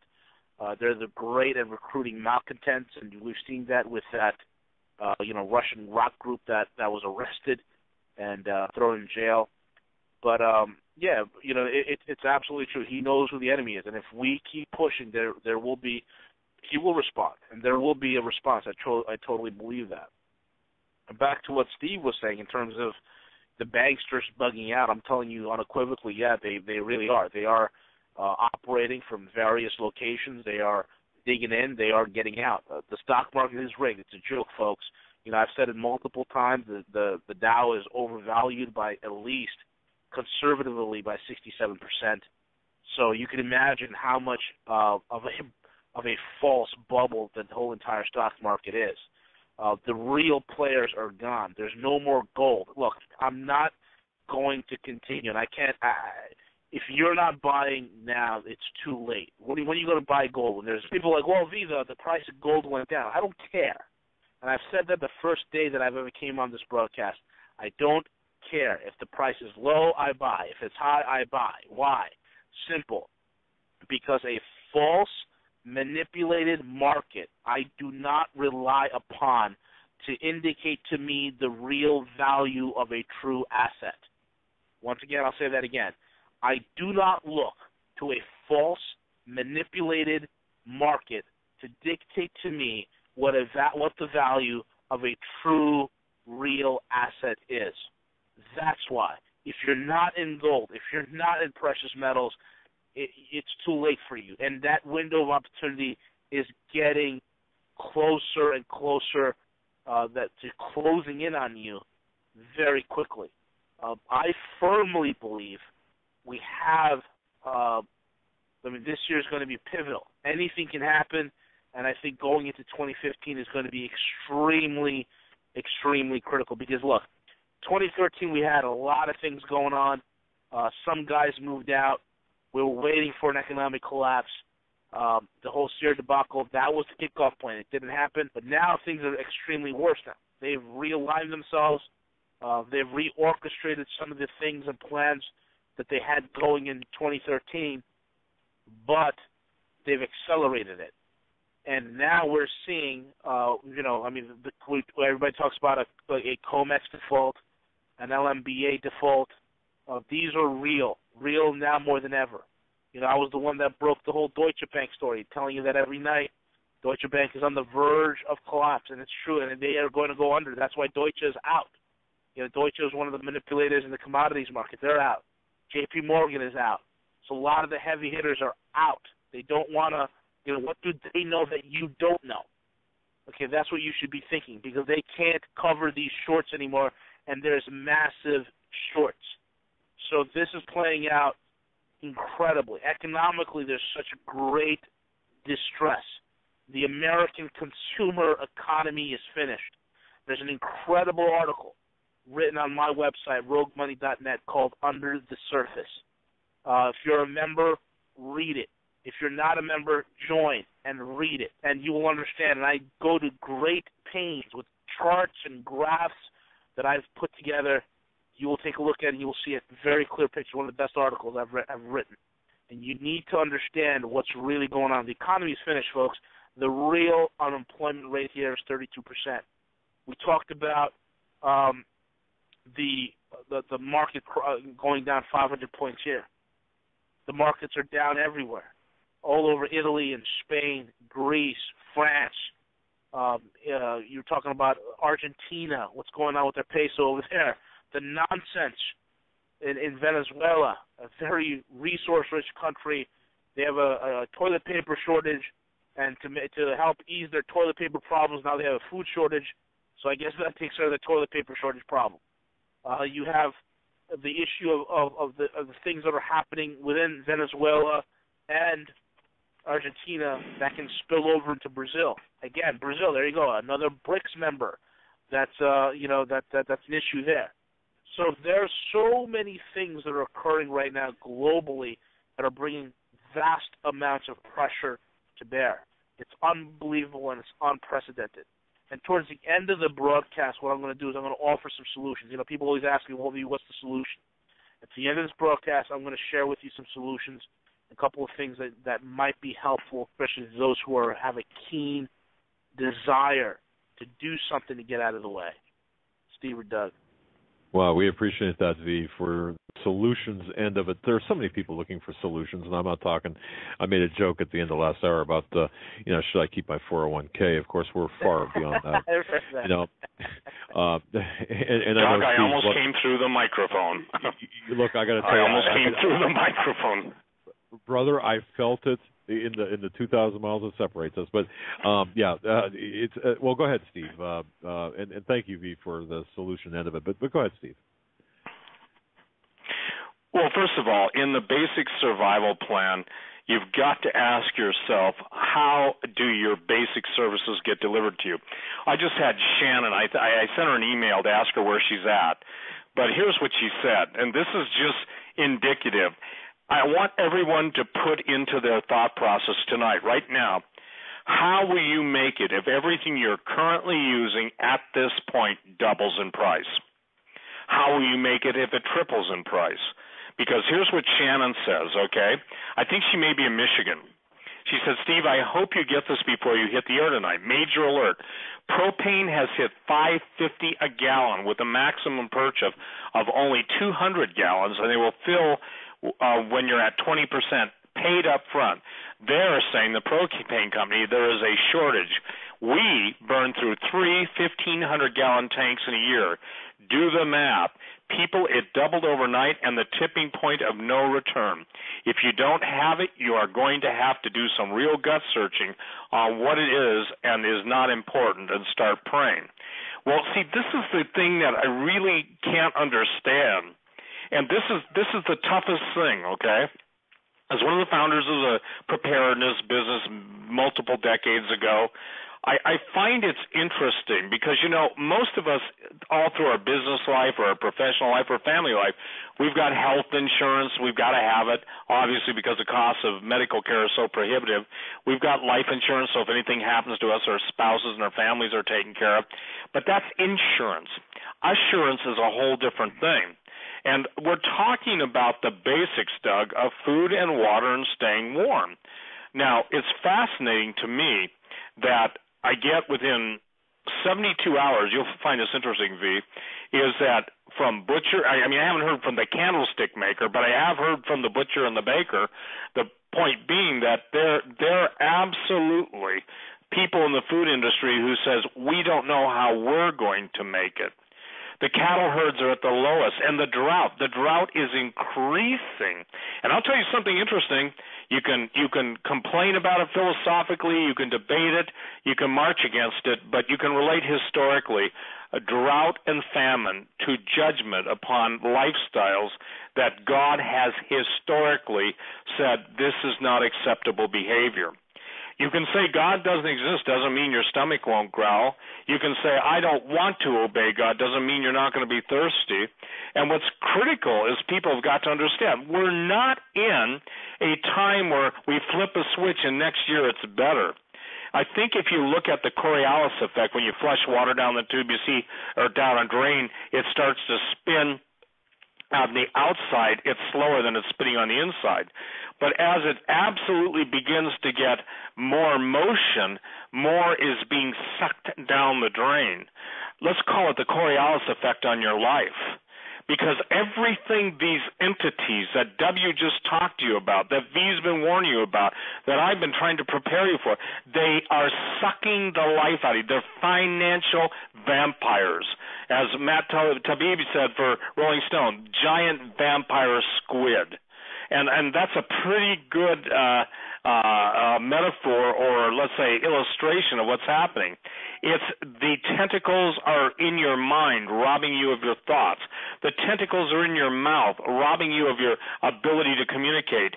They're in your heart, robbing you of your ability to empathize. They're in your wallet, robbing you of the ability to be able to make it. And one of the saddest things, Doug, and this is the thing that breaks my heart, is when I get emails from people that they can't feed their family, they can't make it, you know. One of my friends who used to have a really pretty cool website, he had his website stolen from him. He's living with his grandmother. He was out on the streets.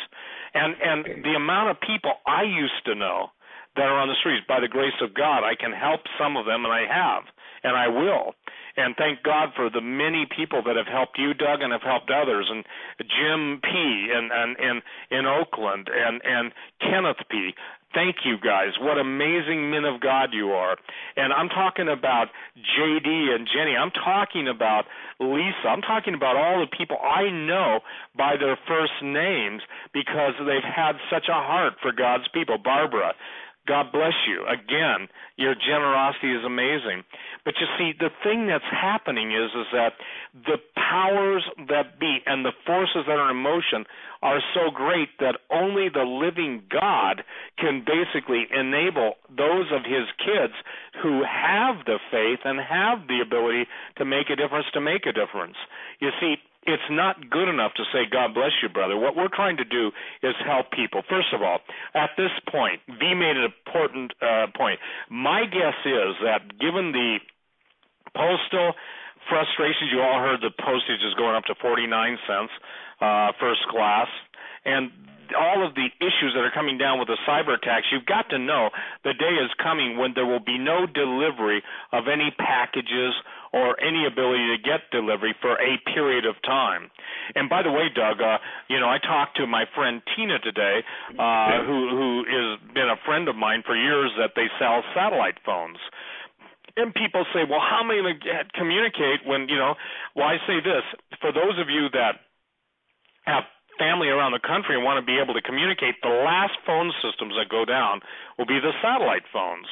And somebody says, well, is it really necessary? I said, well, it is if your communication process is important. So, the satellite phone store, they've got a special on. I mean, they've lowered the prices. I remember when the satellite phones were first out, I mean, they were like $15, $19. Now they're down to $9.99 and $50 a month for 50 minutes. Believe me, on a satellite phone, you don't call and talk about your favorite team. You call and check on someone's well-being.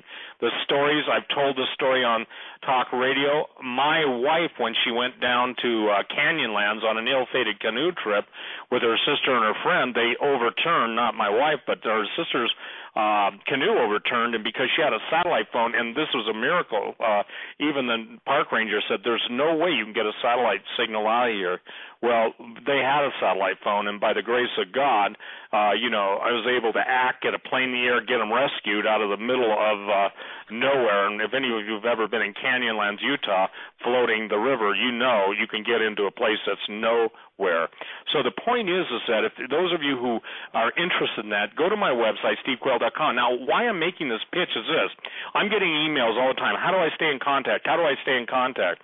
Well, the powers that be are going to do everything they can at some point to disrupt. You may only have 1 minute, 5 minutes, 10 minutes, an hour, a half hour. I don't know the timing to communicate with your loved ones and say, I'm okay. But everybody needs to have a plan, and they need to have that plan in place, and we're running out of time. The very first two things of any preparedness plan are plenty of water, a water filter, and storage food. Food. Somebody said, well, what should I do? Should I pay off my mortgage or buy some food? I said, will you be happy if your mortgage is paid off and you die of starvation? And I'm being serious. So, I cannot express to people the day of my pleading, warning, and informing is coming to an end. The day of your pleading, informing, teaching is coming to an end, and at some point there is no longer any more, if you say, opportunity to warn, to encourage, to empower, to basically swift kick in the keister to try and get people to move. And so what we're trying to do for people is to sort out all these different factors. It's just like gold and silver. I get calls all the time, people, and this is true, and they say, well, I can't get my silver or gold. I've been waiting months. If you're waiting months, you're dealing with the wrong company. Somebody said, well, how come you can get it? I tell people this. I will pay what I have to pay to get my clients what they have to get. It isn't good enough to send it 90 days from now. We don't know if we've got, 9 days. But what I'm saying is this, is that the urgency of the hour is here. And so if people are, wanting to stay in communication, the parents are on the West Coast, the kids are on the East Coast, or vice versa, whatever, they can go to my website, stevequayle.com, and look at the satellite phone store. When you call that number, ask for a special, because I said, look, give my listeners a deal. And they have. So that's one way to stay in communication. Communication is the thing. When you don't have the knowledge of the well-being of your loved ones, that's when you go crazy. I don't know if you've ever been in that position, Doug, but I have, and it drove me crazy. It drove me actually to my knees, okay? Fortunately, I called Romy, and she was praying with me, and seriously, God so interceded, so much so, I just want to go back to that cool thing that happened with my wife, her sister and her friend, and their other friend, that even the park rangers said this. They said, we've never responded this fast. There's no way we would respond within hours, let alone days. And had they responded in days, 2 girls would have been dead. It wasn't my wife and her friend, but it was my wife's sister and her friend, because they were in the water, and it's fast-moving water.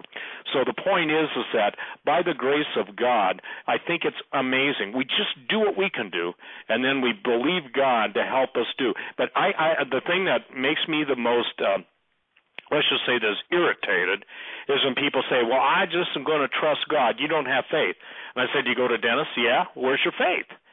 Well, I mean, you know where I'm going with this, Doug. It's somehow people who won't trust the Lord for the little things are somehow turning into super saints at the worst time in their lives. And we read yesterday, Pastor Langford and I, the different scriptures from the Word of God that's talking about that brethren are going to betray brothers, mothers, sisters, daughters. In other words, your own members of your household are going to turn you in to save their own skin. So that's how late it is, ladies and gentlemen. And if you don't think that's true, the Stasi and the secret police tactics have all been implemented in the United States. And if that isn't a tragedy beyond tragedy, but Doug, no offense, I see no fury. I see, some concern.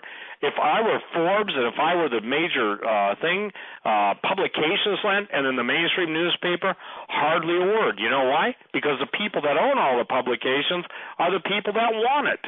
Everything you think, do, and say is in the dossier. And this is a tragedy amongst tragedy. God's going to even the playing field. I want God's people to be encouraged. Their technology will fail them. Their arrogance and pride their devices, the devices of the wicked that they intend to slaughter us with, they'll all be turned on themselves. And if God's people will pray, we have a historic precedent for the Lord using the very weapons that were designed to destroy his people. They turn them on each other. Go ahead. You know, Steve just mentioned something about the cattle population.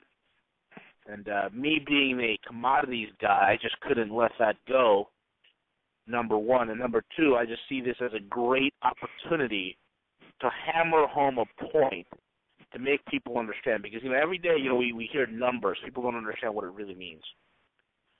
Folks, we are in the third year of one of the worst droughts in American history, okay? Now, this could be for a wide variety of reasons, weather warfare, the Ogallala aquifer drying up, all sorts of issues that are occurring. But the situation is this, okay? 60% of the cattle that we have in this country is severely impacted, right? 69% of the cattle in the U.S., I'm sorry, not 60%, but 69%, are located in areas that are right now facing the worst drought conditions. Not only the worst in over 50 years, but they're going into the third year of this horrendously terrible drought. Well, what does that mean? Well, folks, we have the last time the cattle was this low, they had to, you got to cull the herd. You got to start trimming your herd. And the last time that the cattle was down to about 60%, the current population of cattle, that was similar to what the cattle population was back in the 1950s. Now you might say to yourself, "Oh, what does that matter?" Well, I'll tell you this way. Back in the 1950s, the population of the United States was about 151 million people. Today, we're about 316 million. So I want you to think about that. Cattle that was bred to feed a population of 300 million can today only feed a population of 150 million. Folks, you have a severe problem. We have some major issues at play over here. And that's just one thing. There are multiple things that are happening within this country. I mean, I just wanted to touch base on that cattle issue. If Doug or Steve, if you want to say something. No, we've just been hearing how it affects us here right now, present day. I had an interview with a conversation with my neighbor, who is a butcher at a local grocery store. Now I'm talking about a local grocery store, not a chain, but a local one, saying that their beef costs are rising. They've risen, I think, 3 times in the last 2 weeks. He said, and he gave me a specific days. And the way they package their meat now has to be changed because of the fact that there's a shortage. Not a shortage, but a shortage of the low-cost beef, if you will. What he told me was, there's just we are entering into a brand new phase. They've never seen it. This store has been in the family for 50 years, and never before have they experienced any type of supply issue. Well, it's not even a supply issue. It's a money issue. Whereas they could have a family pack for, like you and I would buy a family pack of beef. Can't do it anymore because it would cost like $50 for like hamburger and such. And he's saying if you got a freezer, buy now. And so that's how it affects us personally. And of course, you gave a good picture of the big picture.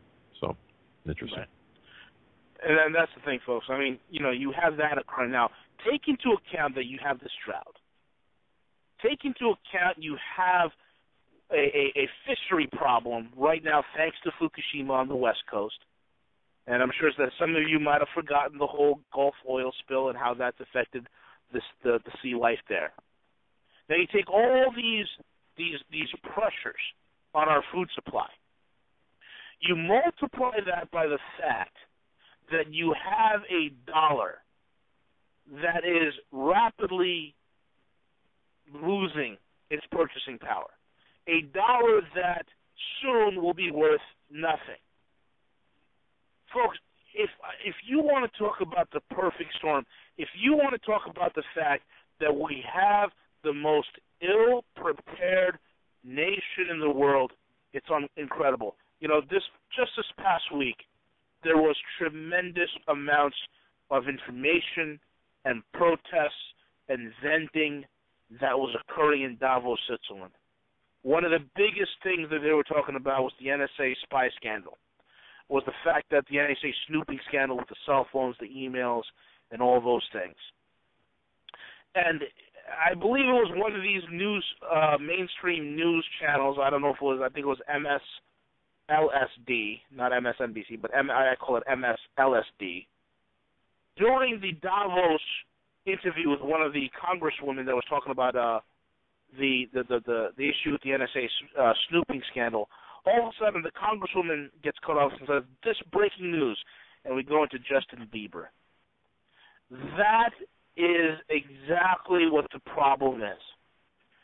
We are not paying attention to the real issues. We're not keeping focus that there is a massive, high-stakes chess game that is happening right now all around us. And people need to understand. They need to get a real good grasp that this is not business as usual. This is not a cycle. This is not anything but a total and complete paradigm shift that is about to occur in their lifetime right before their eyes. Gentlemen. All right. Yeah. Well, we're up against the top of the hour break. Now will be a great time to take it. I'm going to throw you guys back on hold. We'll be right back after these short messages. Folks, you're listening to the Hagman and Hagman Report on this Friday, January 24th, 2014, with our special guest, the Guerrilla Economist. His website is at roguemoney.com and stevequayle.com. Steve Quayle. It's roguemoney.net, by the way. Roguemoney.net, stevequayle.com. And we'll be right back after these short messages. Also, a program note, don't forget on Sunday we will be joined here 8 p.m. to 11 with Steve and Pastor David Langford. We did a show last Sunday. If you missed that, go back and listen again. It was so important, and I'm assuming this Sunday will be just as good, if not better. Oh, assume not, it will.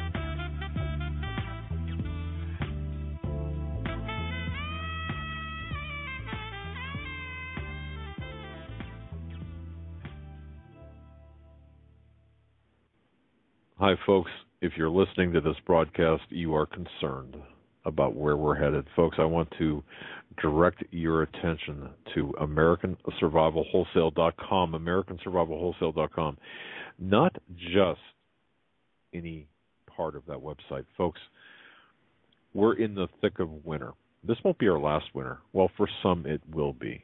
But, of course, if we are fortunate enough to continue on forward from this point forward, there will be cold days ahead.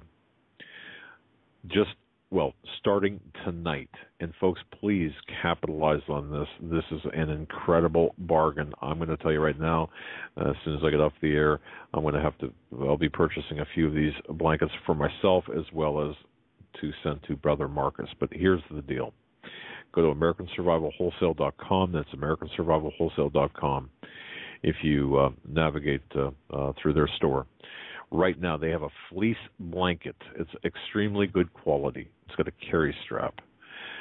It's 5 foot long by over 4 feet wide. It's made of fleece. It's soft. It's cuddly. It's cozy. No, it doesn't come with a binky, but again, it comes with the straps. But this is exactly what you need to keep warm, folks. It's got a matching, it's got the special stitching that provides that the frill finish. It's a great quality fleece blanket. $9.99. Don't just buy one or two. Stock up. I'm telling you, this is a great buy, especially for your car, your emergency kits, your house, your neighbor. At $9.99, you can't beat it. That's a fleece blanket, very good quality with carry strap. again, compare this to others costing $20 or more.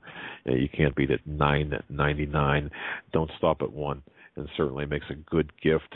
And buy several. That's all I can tell you. At this price, buy several. And the best part about this is, ladies and gentlemen, is your purchase.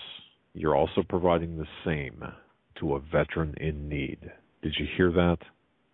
This is how American Survival Wholesale is structured.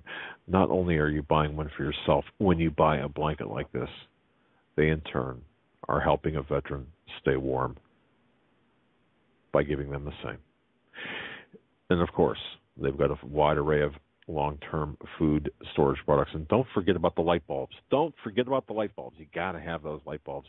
Get them before they're off the shelves. And it's my understanding they're quickly being purchased. So get them while you can. 40-watt light bulbs, 3 for $1.50. Can't beat it. It's AmericanSurvivalWholesale.com. Tell them Doug and Joe Hagman sent you. That's AmericanSurvivalWholesale.com.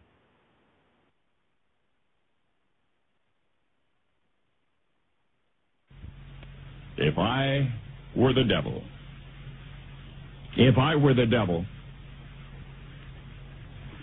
if I were the prince of darkness, I'd want to engulf the whole world in darkness, and I'd have 1/3 of its real estate and 4/5 of its population, but I wouldn't be happy until I had seized the ripest apple on the tree.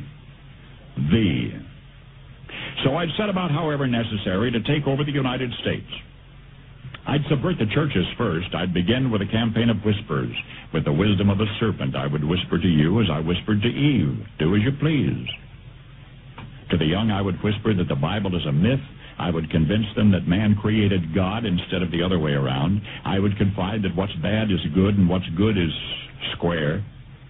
And the old I would teach to pray after me, Our Father, which art in Washington. And then I'd get organized. I'd educate authors in how to make lurid literature exciting so that anything else would appear dull and uninteresting. I'd threaten TV with dirtier movies and vice versa. I'd peddle narcotics to whom I could. I'd sell alcohol to ladies and gentlemen of distinction. I'd tranquilize the rest with pills. If I were the devil, I'd soon have families at war with themselves, churches at war with themselves, and nations at war with themselves, until each in its turn was consumed. And with promises of higher ratings, I'd have mesmerizing media fanning the flames. If I were the devil, I would encourage schools to refine young intellects, but neglect to discipline emotions. Just let those run wild. Until before you knew it, you'd have to have drug-sniffing dogs and metal detectors at every schoolhouse door. Within a decade, I'd have prisons overflowing. I'd have judges promoting pornography. Soon I could evict God from the courthouse, then from the schoolhouse, and then from the houses of Congress. And in his own churches, I would substitute psychology for religion and deify science. I would lure priests and pastors into misusing boys and girls and church money. If I were the devil, I'd make the symbol of Easter an egg and the symbol of Christmas a bottle. If I were the devil, I'd take from those who have and give to those who wanted until I had killed the incentive of the ambitious. And what'll you bet? I couldn't get whole states to promote gambling as the way to get rich. I would caution against extremes in hard work, in patriotism, in moral conduct.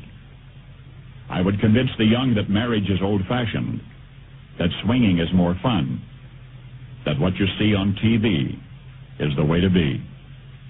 And thus I could undress you in public, and I could lure you into bed with diseases for which there is no cure. In other words, if I were the devil, I'd just keep right on doing what he's doing. Paul Harvey. Good day.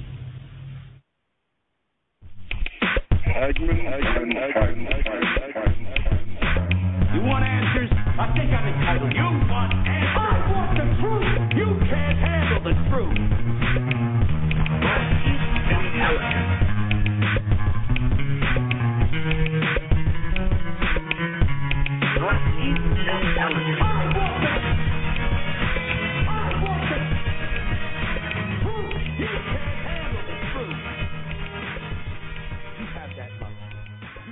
And welcome Welcome back, ladies and gentlemen, to a very special Friday edition of the Hagman and Hagman Report, making waves all over the internet blogosphere. People are talking about this broadcast even right now.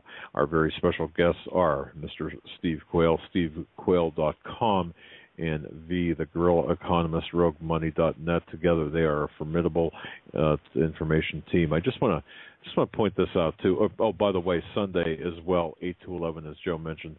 Steve Quayle, Pastor David Langford. Please tune into this broadcast. It's going to be very important. Now, I want to mention this before we turn it back over to Stephen V. Speaking with our intelligence insider over the break briefly, he said something, and I thought it was pretty profound. And people listening to this may get scared, and I'm going to turn it over to Stephen V. For their comments on this. People listening to this might get the incorrect idea. It almost sounds, what we're going through, the things that are happening right now are happening right now. The things that are on the horizon are on the horizon. I think we have to understand that this is a process. It's going down the hill and hitting bumps, and the car is not careening in Thelma and Louise fashion to the bottom, into the abyss with one smack, and boom, it's over. This is a process in which we're going through, and I think we've got a lot of these bumps and crashes and spangs and blowouts all the way on the way down. Because people will automatically, hearing this, say, "Oh my goodness, it's the end of the world." No, it might be the end of the world as we know it in the current paradigm of the dollar, but this is going to take time to get to the bottom, I suppose. With that, Steve, your thoughts on that? Well, I want everyone just to, again, imagine that they're relegated to their credit cards, and there's been a cyber attack that's been planned. They're standing in a grocery line because they just have had whatever electronic deposit into their account, and suddenly the teller goes and says, "I'm sorry, but our credit card permissioning machine is down. I can't take this." Well, that happened in the Pacific Northwest and in Montana, a whole Pacific Northwest, including Montana, about a month ago for 2 days. And, Doug, people rely on their credit cards to even get the basics and necessities. Here's what I tell people. The very first thing you have to do is get a handle on this. It is a process. Just like V is telling you the commodity business, here's what's happening. I know ranchers, I know farmers all over the country. I've been on talk radio for a long time, and you meet a lot of friends. It's one thing when one or two say it. It's another thing when everybody's saying it. And what they're saying is this. Availability is going to be marginalized. What is going to be available is going to be less quality, and it's going to be much higher. So, again, let's just take a family of, let's say, 4, and let's say their total food budget for the month is $400. And food basically doubles in price, whether it's milk, and most people still drink milk. Most people still buy wheat. I don't, because I have a gluten issue and I don't buy wheat. But the thing, and I don't drink cow's milk. But the point is that the majority of people will be forced into the boxes. Now, the boxes are what every supermarket sells, whether it's macaroni and cheese or you name it. And they're going to be forced to eat new, I would say this, experimental cardboard. Experimental cardboard is my definition of food that has no nutritional value, but it looks like it might be worth eating, maybe even tastes like it might be worth eating, but you don't know the genetic concoction. So here's what I'm going to tell everybody tonight. The perilous nature of the times demand that everyone look at their food reserves and absolutely increase them to the degree you can. If you only afford 4 cans of soup or 5 cans of soup each paycheck, then buy it, because at the end of a month you'll have 20 cans of soup or whatever it is. The point is that it's going to get impossible. When panic happens, and we saw the panic, good night, we saw the grocery shelves just stripped in West Virginia of water. And isn't it an interesting thing, Dub, that we saw the lame excuses being given and then a new secret chemical introduced in? Again, here's the bottom line for me, and I'm going to turn it right over to V. The bottom line is this. They want to kill 5.5 billion people. Somebody sent me an email. What purpose is gold if we're going to get nuked? Because even the cities getting nuked doesn't mean you are going to automatically die and go up in a flame of glory. You're going to have a medium of barter and exchange. If the Lord so leads you out of the country, that gold bar may be just that which gets you to someplace safe. It's for barter. I've told the story of a woman who mocked me, Doug, for talking about the precious metals. I've told it a couple times, but it's still worth repeating. And that very night that she was mocking and making a big deal out of it, and she called to apologize a couple days after that, but she said God gave her a dream, and she and her daughter were, I think, running to a place of safety. They were running either from Montana into Idaho or Idaho into Washington, I forget. And they came across a Russian border guard. Now, this was years ago, okay? And he simply asked her, what will you give for your life? And the lady said, well, I have some silver. And he said, silly woman or foolish woman, silver is for your food. Gold is for your life. She called me a couple days later and apologized. She said, I judged you, and I didn't realize. Again, I want to make it clear. Jesus had to flee into Egypt until the time when he was allowed to go back to the Holy Land because they sought to kill him. When he was in Egypt, or that place he fled to, he lived on gold, frankincense, and myrrh that was provided for him by the Magi. I remember as an early radio broadcaster, I used to get the religious people. They made me vomit then, they make me spew now, okay? You're not trusting God. And I said, well, wait a minute. And so I took it to the Lord one night. And I never had thought of that. I never, in all my defense of the parable of the talents and everything, I never thought of that Jesus lived on gold, frankincense, and myrrh for 2 years. And those were the most precious commodities. Here is the disconnect. I'm going to turn it right over to V, with your permission, Doug, unless you want to say something, and I don't want to take the show. But here's the issue, okay? People will trust in liar's paper. V's telling you what's going on with the Bundesbank. Months and months ago, we're telling you what's going on in the world financial system. Yet people will sit with a stamped envelope coming in once a month saying you have this many shares of this and many shares of that. And at the end of the day, no offense, you're not even going to be wiped out because the envelope's not big enough to use as toilet paper. That may sound crass to some people, but Venezuela, as V said, toilet paper becomes a moot point when you got nothing going in one end because you don't need anything for the other end. If you're starving, toilet paper's last on your list. So what I'm saying to everyone is this. Be consistent. Do not say that which the Lord God of heaven created and set just measures with is a lack of faith. Your lack of faith is what keeps you from doing anything positive.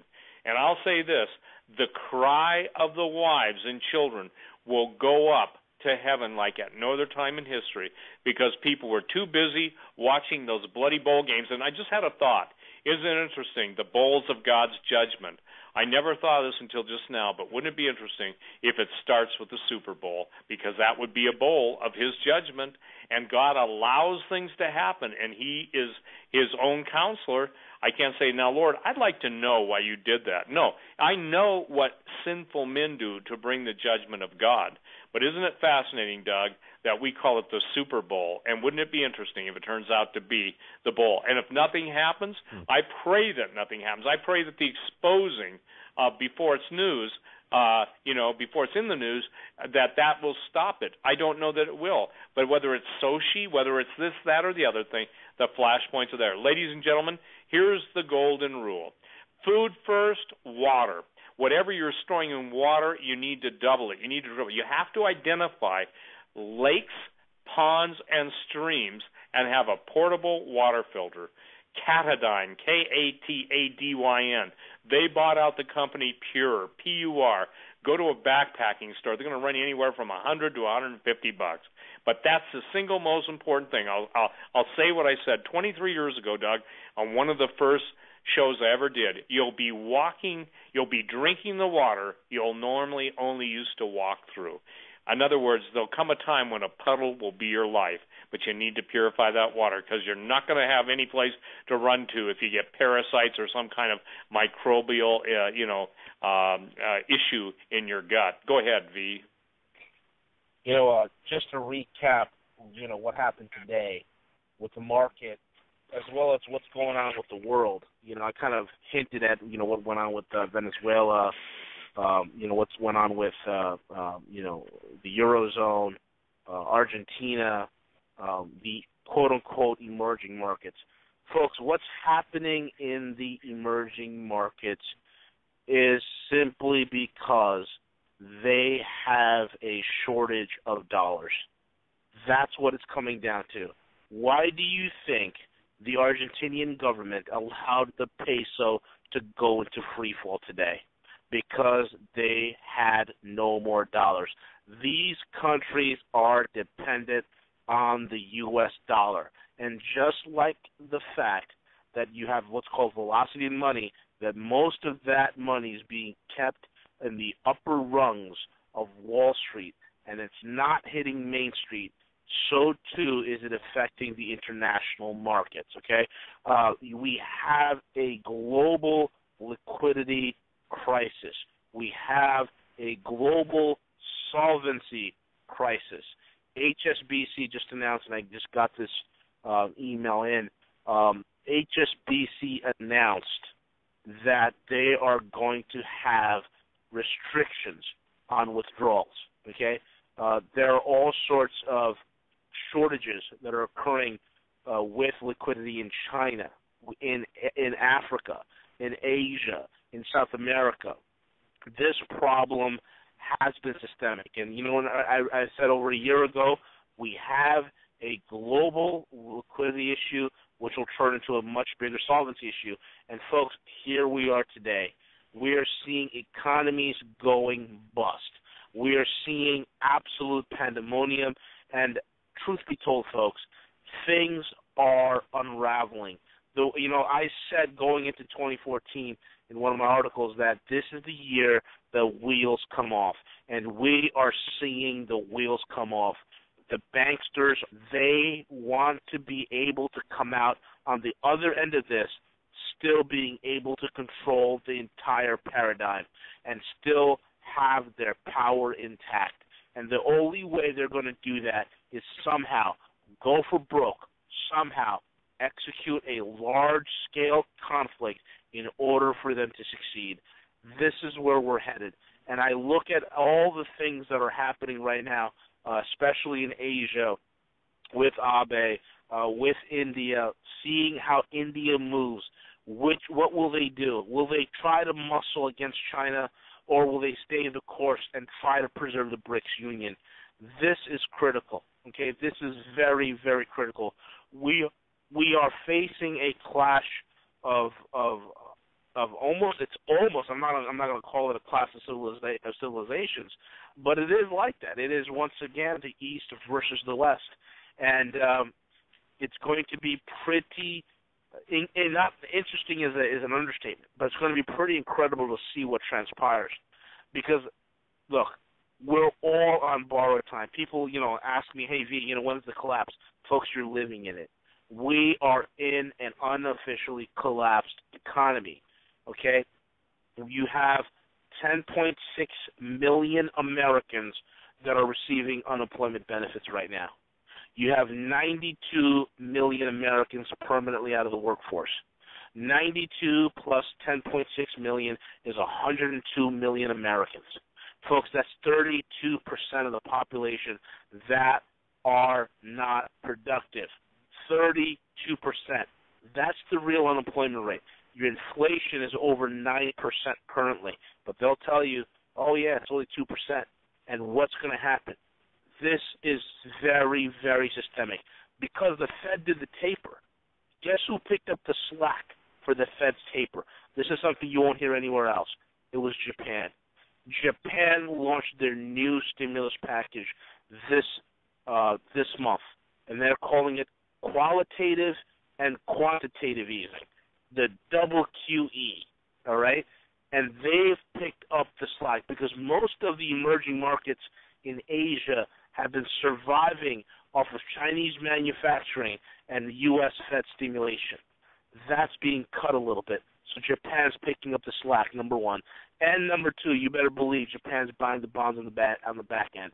And just like the Fed is doing what it can off balance sheet to help stabilize Euro banks.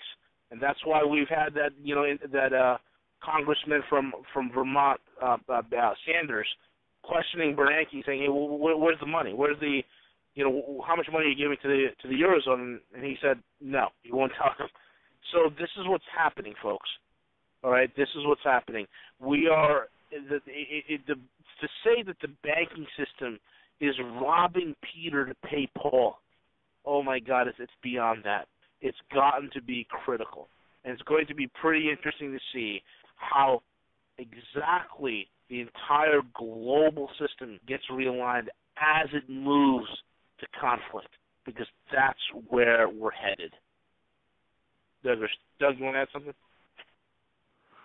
No, it's just a very sobering. Well, it's just very sobering, V, to look at us, look at our position where we are right now, and V, there's no walking this back globally or even on a national level, is there? Impossible. It's mathematically impossible. The level of systemic debt and toxicity makes it impossible to walk anything back without defaulting, without having the political cojones to do so. All right, and that's kind of what I figured. And Steve, let me ask this, because I know you followed this.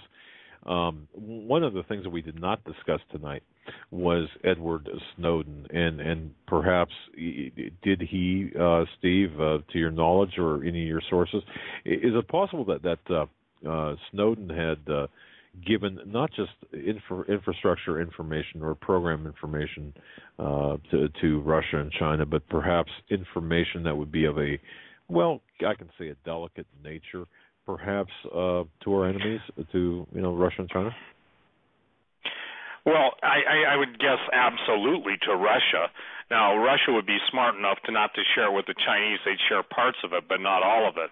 And I think Snowden has got to be seen for who he is. I see him as a direct fulfillment of the word of the Lord that I was given years ago, Doug. And here's the fascinating thing, isn't it? We're on your show tonight talking about Russia and China, the potential for a nuclear war, Japan and China saber rattling, all the other issues we've talked about. And years ago, I said, before America is destroyed by the Russians and the Chinese, God is going to show the sins of the leaders to the people and the people's sins before their God. Now, the sins of the leaders, good night, everything from Benghazi to Fast and Furious to the lies. And I think what people have to understand is this. There is no reasonable expectation of truth from the mainstream media, so why in the blazes does anybody listen to it in the first place? I'm serious, okay? If the whole world lies in the evil one, and that's what the Bible says, and the media is totally controlled, distorted by the very prince and power of the air, the quote, we talk about the airwaves, why would any child of God listen to that? Why would they not listen? And they do. Obviously, they're hungry for the truth. People listen to your broadcast and other broadcasts where they're getting the truth and getting it in a biblical context. But why would they not? Why would they continue to put on mind control? I remember when I first started talking about infrasonics and electromagnetic mind control and heard from thousands of people across the country who suffer and are tormented. And by the way, Pastor Langford and I are going to be on with you Sunday night, and we're going to pray for those people. And I just talked to David this morning, and we're going to have communion worldwide again. And we're going to believe that God's going to work miracles in his people's lives. And those of you who aren't his people, many of you are going to become his children, because God's going to show you amazing grace. So that's what's in store for Sunday night. I don't know exactly where we're going, but I know we're going where the Holy Ghost leads us. But Snowden is a direct fulfillment of the word of the Lord. That man, in my opinion, deserves a Nobel Peace Prize. How about giving it to him instead of the entity that got it, that bragged about he's really good at killing people? Excuse me, where is the disconnect between peace and killing? You know, this makes me sick. I mean, every day you can see the card being played for what it is. When Jesus said, "Nation shall rise against nation," this is pertinent and germane. That word is ethnos against ethnos. Never in the history of the world has so much race baiting been put into the public sector. The knockout game, all of the police brutality. And again, I told everybody that police brutality was coming because they've got to turn the police against the people and vice versa, because they're the brown shirts and ultimately they're the ones that get taken out by Big Brother.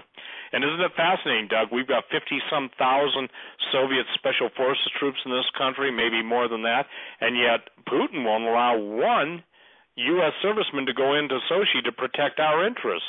Why is that? Because he knows better. And I want to share this because, V, you know this for a fact because of the people you know at HSBC, but one of my intercessors, Beata, just sent this. She said some HSBC customers have been prevented from withdrawing large amounts of cash because they could not provide evidence of why they wanted it, the BBC has learned. Who the hell are they? And I say that, Doug. Hell is a fair word, okay? It's not swearing. You know, because, again, the deal is that now they're telling you if you give us your money, we'll determine what you can have your money back for. Ladies and gentlemen, rape, pillage, and plunder, the United States has gone under. I remember talking about the middle class, and this is retrospect. I told people you can't have GATT, General Agreement on Trades and Tariffs. You can't have NAFTA, North American Free Trade Alliance. You can't have all this stuff and still expect your standard of living. Hello? Would all you people looking for a political solution tell me how people who can't get jobs are going to be able to live? Hello? Will you tell me, those of you who work for temporary employment agencies, when they get paid $17, the agency, and you get paid $8.50, that's unjust measures. It's unjust. Our nation is wicked. It needs to repent, just as each one of us needs to repent. Unless, and somebody said, could America be turned around? I said, only with sackcloth and ashes and a heart greater than Nineveh. Nineveh was a total pagan nation, yet they figured out that God was who he said he was, and they better make it right with God. Now, 100 years later, they were destroyed. But, ladies and gentlemen, this is so in your face. It's high piracy. HSB customers have been prevented from withdrawing large amounts of cash because they could not provide evidence of why they wanted it, according to the BBC. I got an email tonight, Doug, from one of our listeners, and he went to withdraw $2,000 from B of A. $2,000, okay? And he was told he couldn't have it. He said, but I took it out of one account in your bank and I'm putting it in another account so I can have it. I'm going on vacation for some reason. It took the manager to give the okay, and the manager finally said, well, we determine who gets their money or not. That arrogant... I can't say that word. Well, Steve, it's here in my hometown. I had a conversation, hypothetical, of course. I was talking to a greeter at a bank, kind of like a greeter at Walmart, and I asked, I said, if I was to write a check for $5,000, for example, not that I was going to, but if I was going to do that, do you have the money here? And she said, no, not at all. And I said, well, where is it? And she said, it's out in circulation where it should be. And this was, I don't know, probably 2 months ago. But the fact of the matter is, yeah, you can't. You have to call ahead if you want anything of significance. Now, that's not true. I'm sure there are exceptions to this. People will write in and say, "Oh, I got my money," but nonetheless, it's happening. So you're right. And we've talked about this too before. It's crazy. Absolutely. And HSBC. Yeah, the thing that everybody has to remember is this. Yes. Hello? Hello? Yeah, go ahead. I'm sorry. You're good to go. I apologize. No, the thing that everybody has to remember is this. When you go to, like, one of these banks, like Bank of America, you're trying to withdraw funds, and the manager tells you, well, we determine who gets what. Folks, you have to realize, I've told you before, when you deposit money in a bank, you are just an unsecured lender. It's no longer your money. When will the masses finally understand that? When will you begin to realize that you just can't take your hard-earned money, put it in paper, and deposit it at a bank that has a huge potential of taking everything you own? Now, this is critical, folks. You know, last time I was on, I talked about the Dodd-Frank. Okay, we talked about Dodd-Frank. And Dodd-Frank is a major, major bill, and that's the bail-ins. And 2014 is going to be the year of bail-ins. Well, they've beta tested in Cyprus. The world didn't say a peep. They beta tested in Poland when Poland took 50% of its pension funds. They're going to do it here. And every single Western country, the United States, the UK, Canada, Australia, New Zealand, has a bail-in measure already in place. The Eurozone was the first to do it with the ESM. So this is coming here, folks. So in other words, when you look at all the contracting is ready, number one, for a massive swipe of everybody's wealth, and number two, for some sort of a major conflict. And the problem that I'm having is that I'm trying to convey to the population that the bureaucracy wants war. The bureaucracy wants your money. The bureaucracy wants to control you, where you go, how you spend, when you spend, and what you get. This is critical. And we are seeing the very tentacles of control that are getting tighter and tighter. 2014, you're going to see some of the most insane things happen, not only on a global scale, but also on a local scale, especially in the realm of finance. Watch for the coming bank failures. Wow. What yours is theirs. That's the motto, Doug. And, you know, people say, well, you're a little, quote, paranoid, Steve. Listen, they don't need to fly the American flag. They fly the skull and crossbones, okay? The thing is that I don't think people understand what that means. When you move from a secured lender to an unsecured lender, the bottom line is that's where everything came down into play in Iceland. And in Spain, we saw AB in Japan just claim that if there's any dormant accounts, they're going to seize it. And they figure there's $5.3 billion equivalent in yen in a dormant account. Guess what? That's about $10 trillion too little. So what they're going to do is they're going to grasp at straws. But ultimately, there needs to be a reset. And that reset isn't the one that's floating around the Internet. It's not going to make Iraqi dinars instant millionaires of people. You know, again, it's fascinating, Doug, because I get those calls every day, and people say, well, you're wrong, Steve. And I say, I pray for your sake I'm wrong.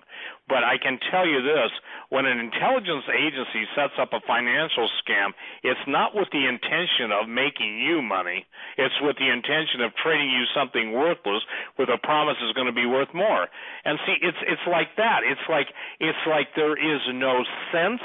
There is no sanity. And when I tell people, I've literally told people, what you just said, you know what they say to me? How else do I put it? Well, obviously you put it in metals, you put it in something, even in cash. Well, my bank won't give me cash. Then write a cashier's or get a cashier's check and go put your money in another bank who will. And before you go to that bank, interview them and ask them what their policies are. Can I be blunt? We're dead.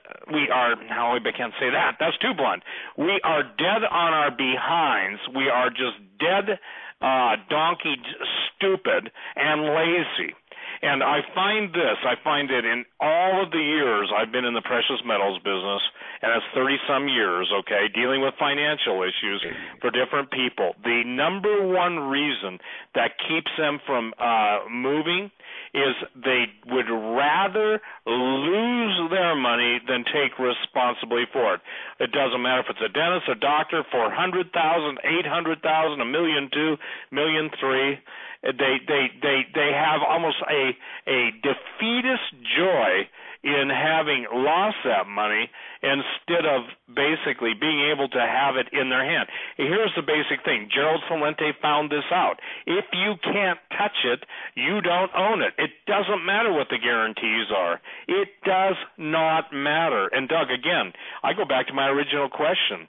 Most people have become, I sit in line and I watch, 90% of the people, 9 out of 10, buy groceries with credit cards. Maybe it's for the points, I don't know. People buy coffee. You know, I'm not a coffee drinker, but I drink iced tea, and nothing against coffee drinkers. I'm just saying that everybody's paying $2.50 or whatever the coffee price is with a credit card. And I've never seen that before. And then if people understood the debit cards and how they don't just take the amount of money on the on the debit out, they take multiples of that, then I don't understand people that simply won't take charge of that which God has given to them. You go to the parable of the 10 talents. You know what? There are more people being guilty of hiding the talents that the Lord has given them than those who are taking charge. I agree with V. People say, well, I bought silver. It was $30. Now it's $22. Why did you tell me to buy silver? I said, I didn't tell you. You came to me and told me God told you to buy it. I said, do you think maybe God knows a little bit longer than your attention span what's going to come down? And see, this is the point. In a barter economy, which we go to, when the stores aren't open, how are you going to get what you're going to need? If you need medicine, look, if a pharmacist knows that at day one his store is done in the normal realm of business, he's going to take his stuff and he's going to go, and I'm not talking about stealing, I'm saying he owns his inventory. Anybody who owns their inventory is going to take it and go someplace safe, because that's the thing that they have to trade at some point for a commodity, whether it's a cow, a chicken, a turkey, an egg, whatever it is, they have something to barter. We have so been absolutely plundered in our thought processes that most people simply don't have what I would call common wisdom or street smart, because if they can't write a check, or more importantly, if they can't run through a credit card machine, they don't know how to transact business. And by the way, I talked to my gold trader tonight, and he sent me an email. I think I sent him a text at 2 o'clock in the morning the other night. He says, don't you ever sleep? I said, no. I said, I'm waking you up on purpose. Well, I didn't really wake him up on purpose, but I told him, I said, be ready Sunday night, because if things go really bad over the weekend, I have some people that I want you to get in the market. He said, I'll do that. So I know this. I don't know many people, and I'm not saying this to boast, but I'm saying I don't know many people that keep the hours I keep. I don't quit at 9 to 5, okay? I just don't. If somebody sends me an email and says, hey, I'm up, and I'm up. Now, if I'm sleeping, I grab an hour or two here, I can't. But if you want to talk to me over this weekend, send me an email, steve777@stevequayle.com. But don't waste my time. I won't waste yours. Don't ask me the same question that Doug, teasingly asked me, what should I do with my 401 IRA, Keogh, whatever. If you're asking me that question, you're calling the wrong guy. Because, again, you may have only heard me for the first time, but if you can't touch it, you don't own it. You do not have it in your hand if you have a paper claim to anything. Go ahead, Doug. Yeah, Steve, I want to ask you something here. I have gotten a couple of emails about this. Now, we know the Fed's out of gold. We know that there's no gold in the United States. How are Steve Quayle's vaults for gold and silver sales? Are you pretty well stocked, or what's the? Well, sure, and I'll make this. I don't keep, and this is a good point, because just so anybody would know, I ship out of Dallas and I ship out of L.A. I don't keep that gold or silver, okay? But let me share this with people so they understand. I'm not selling my gold and silver. I'm selling gold and silver that I go out on the market and buy. Once I buy it, I move it into a vault space so I can ship it from that vault space to whoever. It's obviously easier for me to ship from Dallas to the East Coast or L.A. to the West Coast than it is to ship from Montana. Now, sometimes if people buy, onesie-twosies things, the better question should be, how can I get it when other people can't? And this is the key, Doug. I do not play in the market with people's money. If I have to pay $100 over an ounce of gold, you're going to pay $140 over an ounce of gold. If I have to pay $2 over for silver, you're going to have to pay $3. If I have to pay $10, you're going to pay $12. So what I'm saying is this. there is a market for gold and silver. But if, and this is what I tried to get the point across, if somebody came in, and there are people listening to this show that can write a check for $30 million. If somebody came in and said, I want $30 million worth of gold, silver, and platinum, I could get it for them. But I will tell you one thing, they would be surprised at how little that would leave for their next friend who wants that much, because at any given time there's an equilibrium of available and deliverable physical metals. And, it's a law of supply and demand. When the Chinese come in, and think about this, everybody, if China and Russia already have amazing hoards of gold, what is it worth? What is it worth when it doubles? And that means that China's gold holdings will have quadrupled. And what do they say when they say, we want gold for our debt to the United States, and the United States says, we don't have any gold? What happens when every nation in the world that has trusted us to store their gold wants their gold and we don't have it? I'll tell you what happens. That's when everybody turns on America. And basically, you talk about piranhas eating a piece of raw meat, it's going to be worse than that, because the United States, and I said this years ago, will become a hissing. We already are. The contempt for the United States, especially under this administration, has risen to a new crescendo. The contempt and the total lack of respect, where we once were respected, where our money was worth something, even more than it is now, but now we are hated worldwide, and the contempt is rising, and ultimately when contempt is fully expressed, that's when wars happen, and it becomes the world's duty to put the mad dog down. Very good. Absolutely.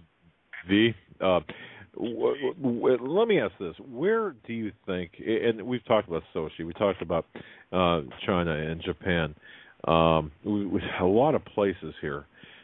What would, you wake up Monday morning, what wouldn't surprise you? What headlines wouldn't surprise you waking up Monday morning? Just give me a couple of your thoughts.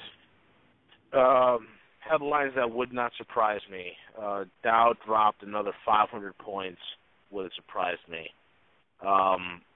Japan had a skirmish over the Senkaku Islands with the Chinese, and it was being now a lot of rhetoric and saber rattling back and forth. Would not surprise me.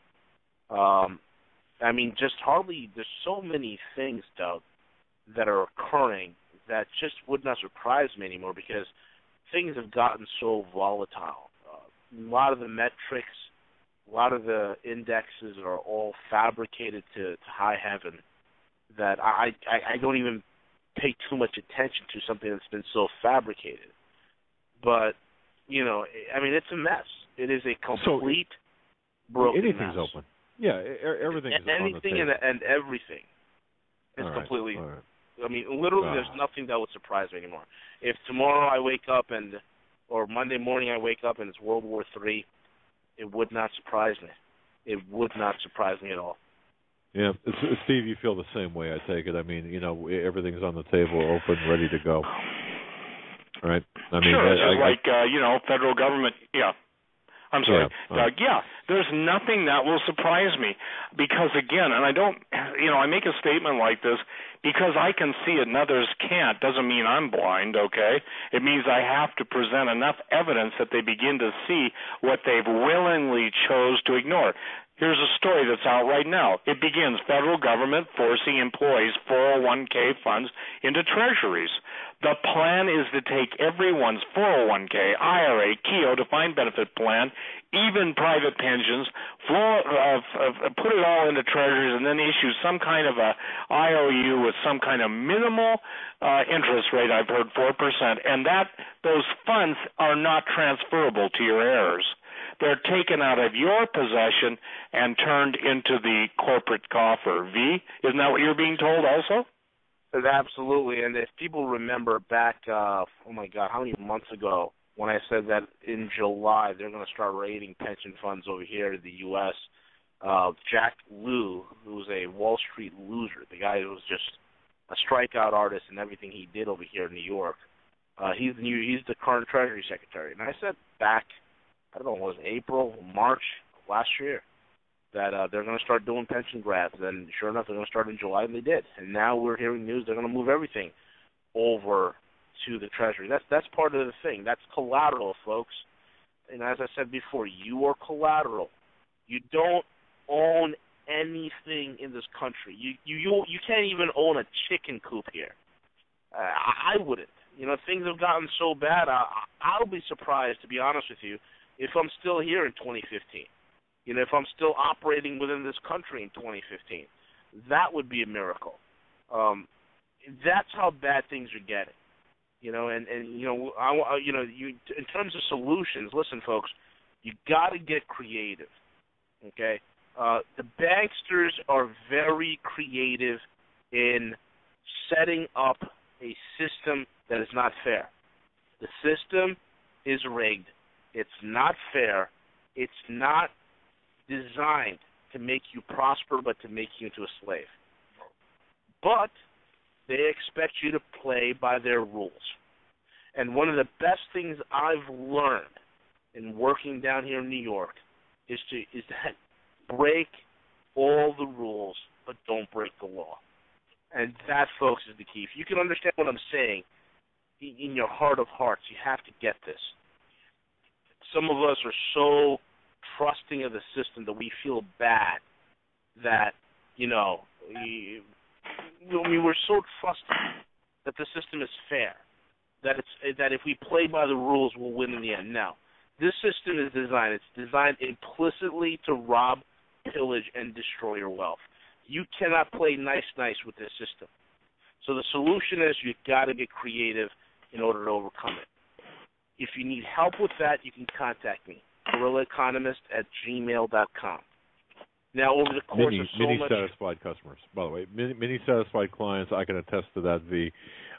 Folks, V does a very good job in counseling you.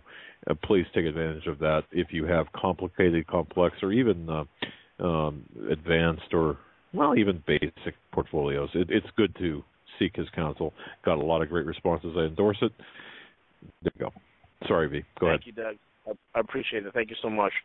But yeah, if you need direction to steer yourself through this coming quagmire, you know, reach out to me. You know, we'll set up a time to talk, and I'll help you out. The other thing that I can do is this. Over the course of a few years, you know, I've been able to get my life back since I was ousted and blackballed from banking. And one of the gentlemen that helped me was a secret weapon of the Wall Street Underground. This guy was just amazing, and he's helped me out personally, and he is a master. And I can't even begin to mention the names of the people that this guy's helped out. He's a legend. He goes by the name of Sean Martin. We call him Mr. Martin for short. The guy is a legend. He's the guy who basically goes in and fixes your credit. If you need that done, because the key is this, folks. Debtors' prisons are coming. They're coming in fast. You don't want to have debt. And the dirty little secret with debt is this. Oftentimes, when you take a credit card out, and let's just say, you know, you lost your job, you fall behind on your bills, believe you me that those companies have taken an insurance policy against you. That there's a chance for you to default. It's called a loan reserve. Okay? So in case you default, the insurance that's been taken out against you pays the company. So everybody gets paid. Why do you think that they're able to take your debt, sell it to a collection agency for pennies on the dollar, and the collection agency comes after you for the full amount? But yet all of a sudden, they'll say, okay, we'll settle for 50% less than what you owe. How do you think they're able to do that? Like I said, folks, it is a game. It is rigged. Some people come up and say, you know, why don't I just go through credit consolidation? Consolidation companies work with the collections agencies and the banksters to make sure they get paid. There's a way around that. This is the man that we call Mr. Martin knows. He's a legend. I mean, I've had everybody from federal judges, U.S. Marshals, some of the top guys on Wall Street go through them. It's amazing what this guy could do. You know, if you could reach out to me, I'll get you in touch with him. or you can email him directly at topcreditpros123@gmail.com. That, again, he's only doing it for a limited amount of people because he's helped me, because of my relationship with him. The third thing that I've been working on for the last over a year is international incorporation. There's an article I've written on roguemoney.net. Look, folks, here's the deal. In 2010, the U.S. Supreme Court ruled that corporations have more rights than people. In this coming America, in this today's day and age we're living in, you cannot operate in this country without being incorporated. And the smartest way to do it is to be internationally incorporated, so your assets are protected. Your gold that you have is protected. If you have a house that you've paid off years ago before the creation of MERS and all the subprime stuff, and you actually have, or you have the actual root title, the warranty deed, and the root title to the land with the mineral rights, I can show you a way where you can protect it. That project that I've been working on, I've been through over 16 different countries. I'm finally putting the finishing touches on it. It should be done hopefully by February, or at the most by March. It's been a long and arduous journey, but it should be available soon. That's something that I could offer for people in order for you to protect it. And also, we are praying. We have a great group of believers. We are praying for an opportunity that's coming our way where we will also be able to expatriate you out of the country. And that's might be an option that some of you might be thinking of. Again, these are solutions, folks. And so, and again, if the least thing you could do is give me a call, and I'll guide you correctly. And most of all, if you need metals, look, I use Steve. I recommend all my clients for Steve Quayle because of the simple fact that he's able to get your order in the next day.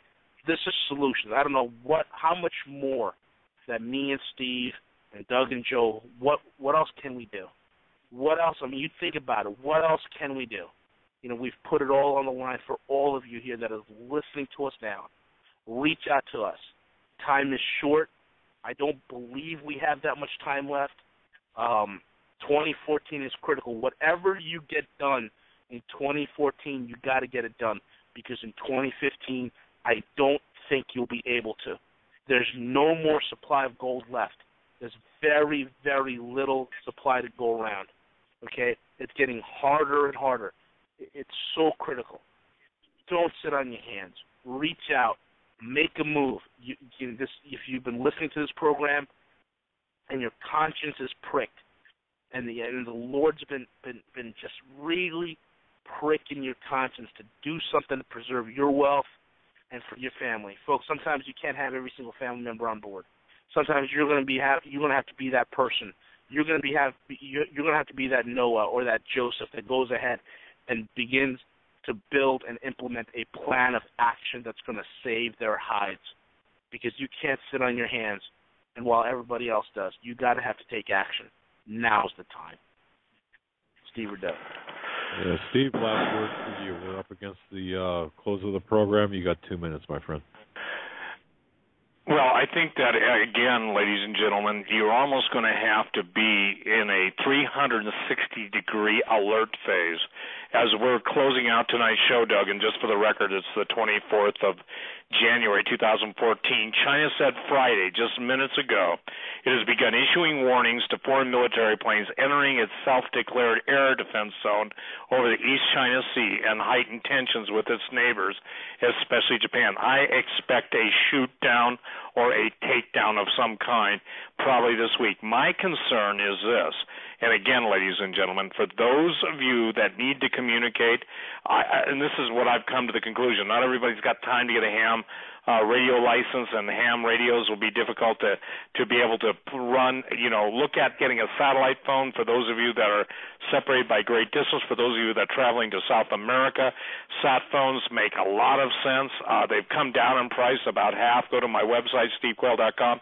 And Doug, for anybody that wants to get metals, again, I'm concerned with getting them to the people, because I'm concerned that at any minute, when the threshold for stress increases in the current administration, or at the point that the bankers feel it's time to pull the plug. When the plug is pulled, there goes your shot. You can be sitting with, 10,000 in the bank or 10 million in the bank.